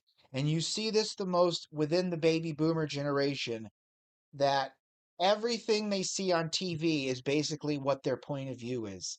They all support the narratives given to them by the television and the dinosaur mainstream media. And that's why they are the biggest hurdle to overcome. Then in 1954, the Greada Treaty begins. This was the exchange programs with ETs or entities to trade human subjects for technology. The entities in question were the same entities in contact with the Nazi SS during World War II. The entire operation was the beginning of the harvesting of adrenochrome to secure a peaceful period in time so they could infiltrate more and continue their control. As long as the gray aliens or the demonic entities were given a continued supply of humans and the chemical compound known as adrenochrome, the people could live their lives and enjoy some type of peaceful life. This treaty would show the people, or should show the people, who the true masters of the Zionist occupation are. Then in 1954, the first large scale vaccinations of the public would begin. This would be for the polio epidemic, but would also be a tool of the controllers to control the population and slowly change the genetics or the DNA of the population. In 1954, also, anti gravity and free energy is mastered as a technology, but then suppressed. The controllers would not let this technology be released to the public, and the public would remain a slave force for the entities or the Zionists in control, keeping us on fossil fuels and technology that would control us. Then 1955, the first McDonald's restaurant is open, and the chain of McDonald's restaurants would begin to grow. I think this was a CIA operation and could be a cover operation to conceal the amount of bodies that would pile up from the harvesting of the missing people and the creation of adrenochrome. The population of America would be fed the bodies of those who would go missing. The McDonald's beef would often contain human DNA, and the McDonald's would become a global corporation and global operation to cover up for the missing people and feeding of human beings to the general population. Then, after that, or around the same time, the Disneyland complex is opened, said to connect to an underworld or a deep underground military base or complex. The Disney park is said to be constructed on top of a city of lizard people or reptilians with access points throughout Los Angeles. One of them being the Playboy Mansion, the Getty Museum, the Griffith Observatory, and all these different locations are where you can access this underworld city of these lizard people. Disney would be a key component in the space deception, and Operation Paperclip would provide the personnel needed to stage moon landings, moonwalks, all the fake deception from that time period would all be from the Disney corporation.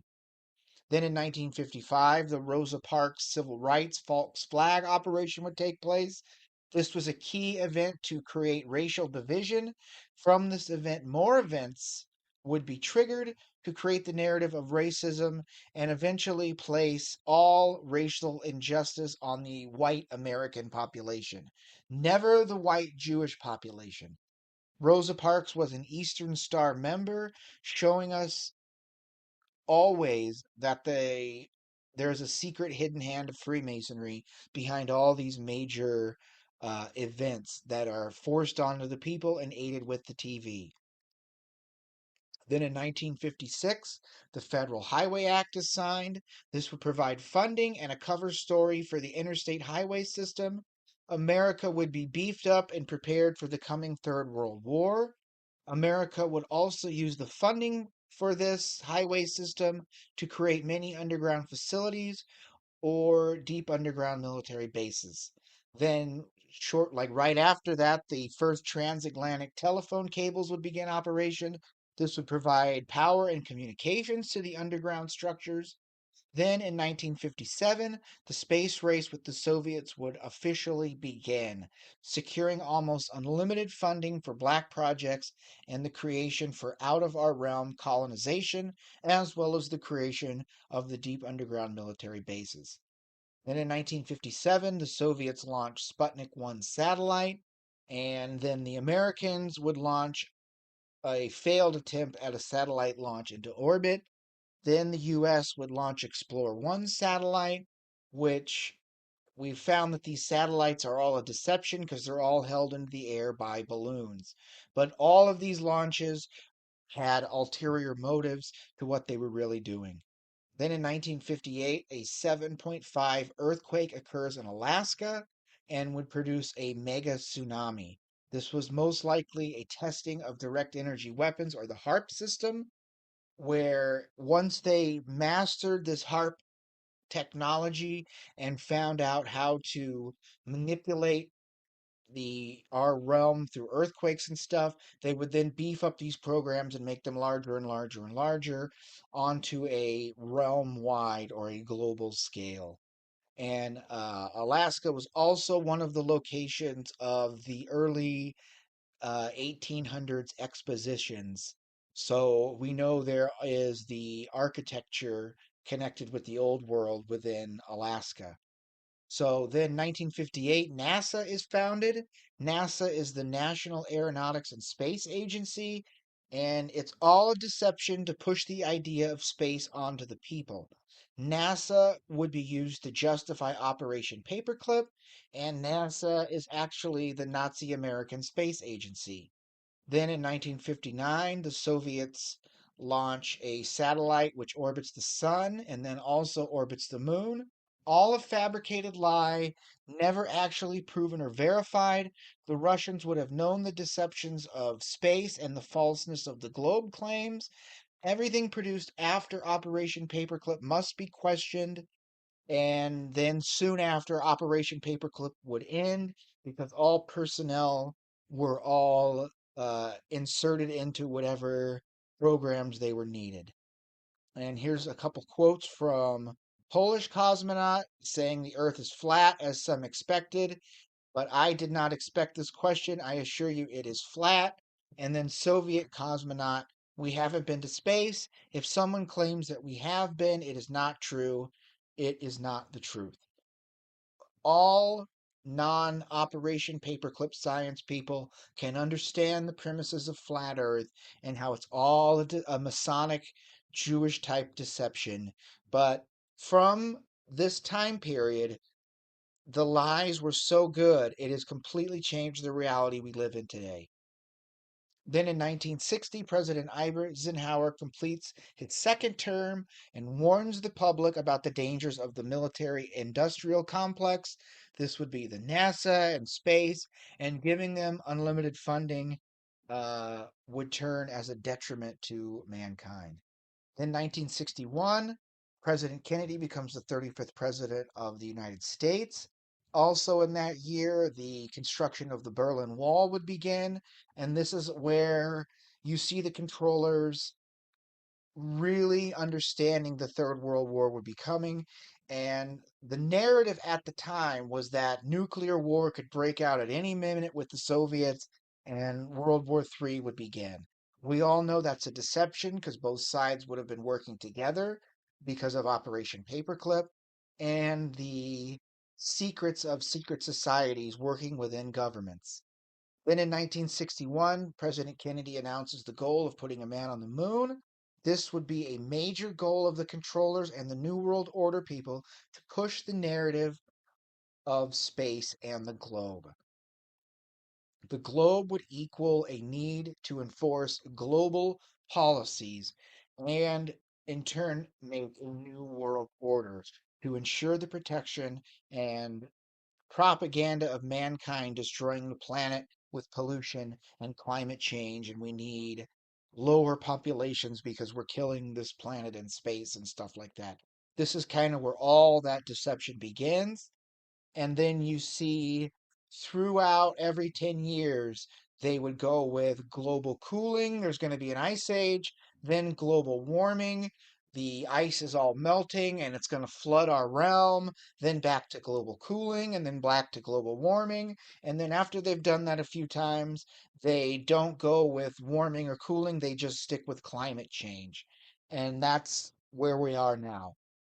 NASA and other government groups would have the technology needed to free the population from pollution and global warming, etc., giving us free energy, running our cars off water, and making no pollution. But they would suppress this technology to push their world government policies and push their controlling paradigms. Then 1962, John Glenn orbits Earth, which is basically just going up, flying in a circle, and coming back down in our terrestrial realm. And also at the same time is the first signs of conflict in Vietnam, followed by the Cuban Missile Crisis. This is more continuation of World War II by creating fear throughout the population and creating artificial conflicts to create funding that can use to be laundered, can be used to launder money and remove the wealth from all NATO countries, moving them directly into the hands of the New World Order type controllers. In 1962, Operation Northwoods takes place, which was a false flag operation to blow up passenger airplanes and blame it on Cuba as a way to create war. This is these false flags are always a way that war is created and used to start a a war to create funding. It's the number one tool of the controllers, from flying planes into buildings and blaming it on the Muslim world, when it's always the Zionist occupied government who are doing these operations to blame on someone else to further their Zionist occupation, New World Order type agendas. Then 1963, President Kennedy tries to eliminate the Federal Reserve banking system. He also warns the public of the dangers of secret societies, secret groups, secret oaths, secret handshakes, and all these types of things. And then later, on November 22nd, 1963, President Kennedy is assassinated in Dallas by the CIA and the Mossad, all to remove any obstacles in the way of achieving a new world order and eventually the Third World War. As we have seen throughout history and our historical record, the same agendas and hidden hand operatives in place to steer society in the direction needed to push the Zionist occupation and the controllers themselves forward. We must learn these tricks and traps to avoid being targeted by these controllers for the next deception, which will be the launching of nuclear weapons throughout our realm, causing a nuclear winter. Then the Project Bluebeam starts up, and the people are begging for world government to save us from the aliens and all this stuff. They could even blame the launching of nuclear weapons on the UFOs and aliens, and this is the final card of the New World Order agenda. Understanding this research. If you do not understand the implications of the information gained, it should be undeniable. Wars never happen the way we are told. The US and Germany were both under the control of the controllers or the Zionists. Both have been used since the corporatization of the U.S. in 1871, with the Act of 1871, which was the same time Germany was established. These countries became bankrupt, and then the republic would become dormant as a corporation,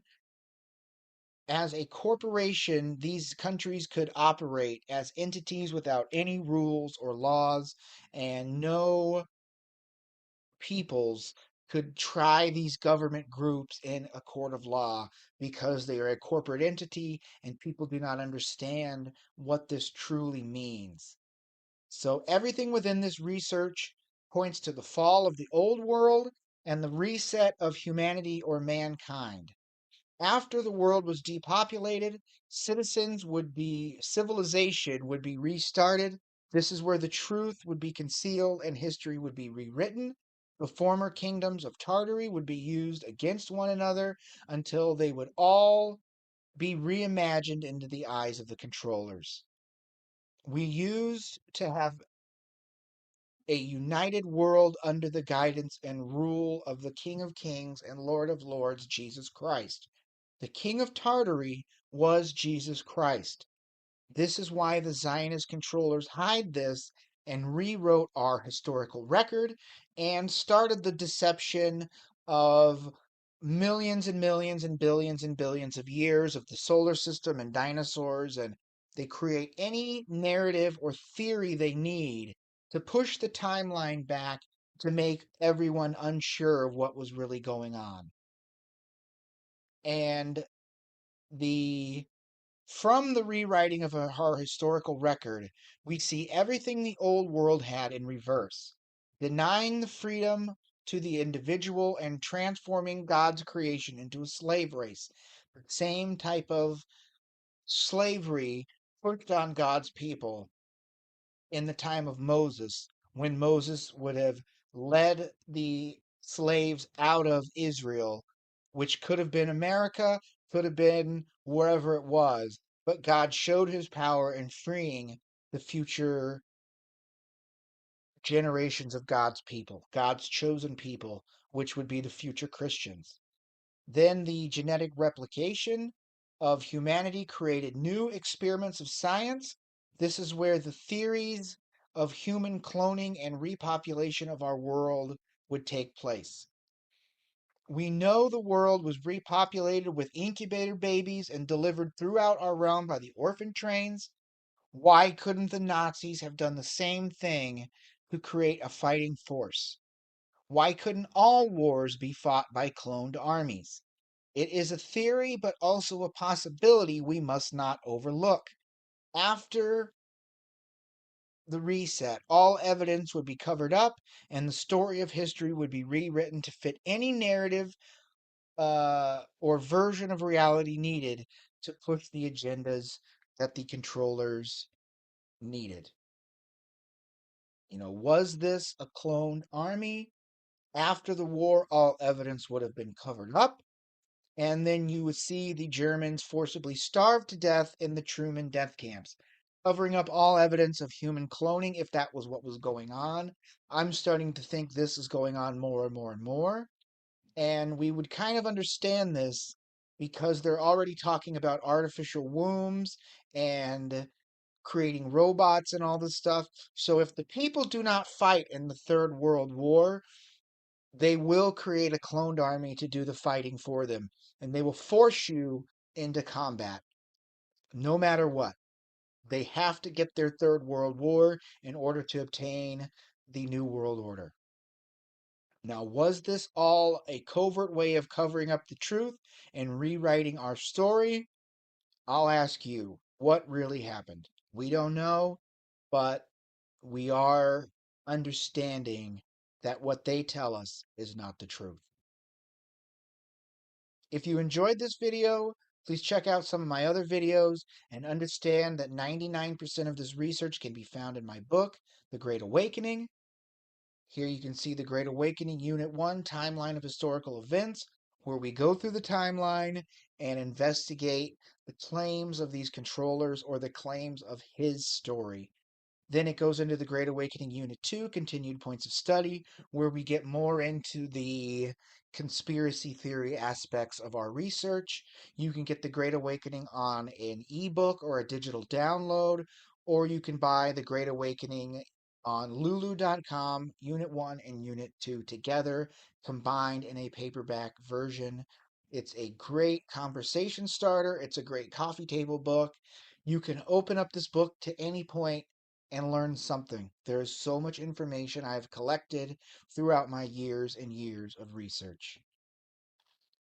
You can find me on Mud Fossil Research and Truth, Mud Fossil Truth and Research on Instagram for the time being, and on Twitter in the box below at mudfossil_guy, at mudfossil_truth. I just lost another Twitter account. It seems like they are really buckling down on the censorship as we move closer and closer to this November 5th election.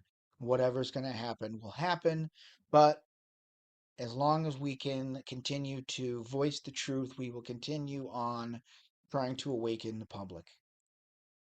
You can get all these videos. All this information is free on Rumble and BitChute at Modern American Gangster, and also on YouTube at Mud Fossil Research and Truth. If you would like to donate, these videos take lots and lots of time to produce, and any types of donations are welcomed. And you can find me on PayPal at mudfossil124875.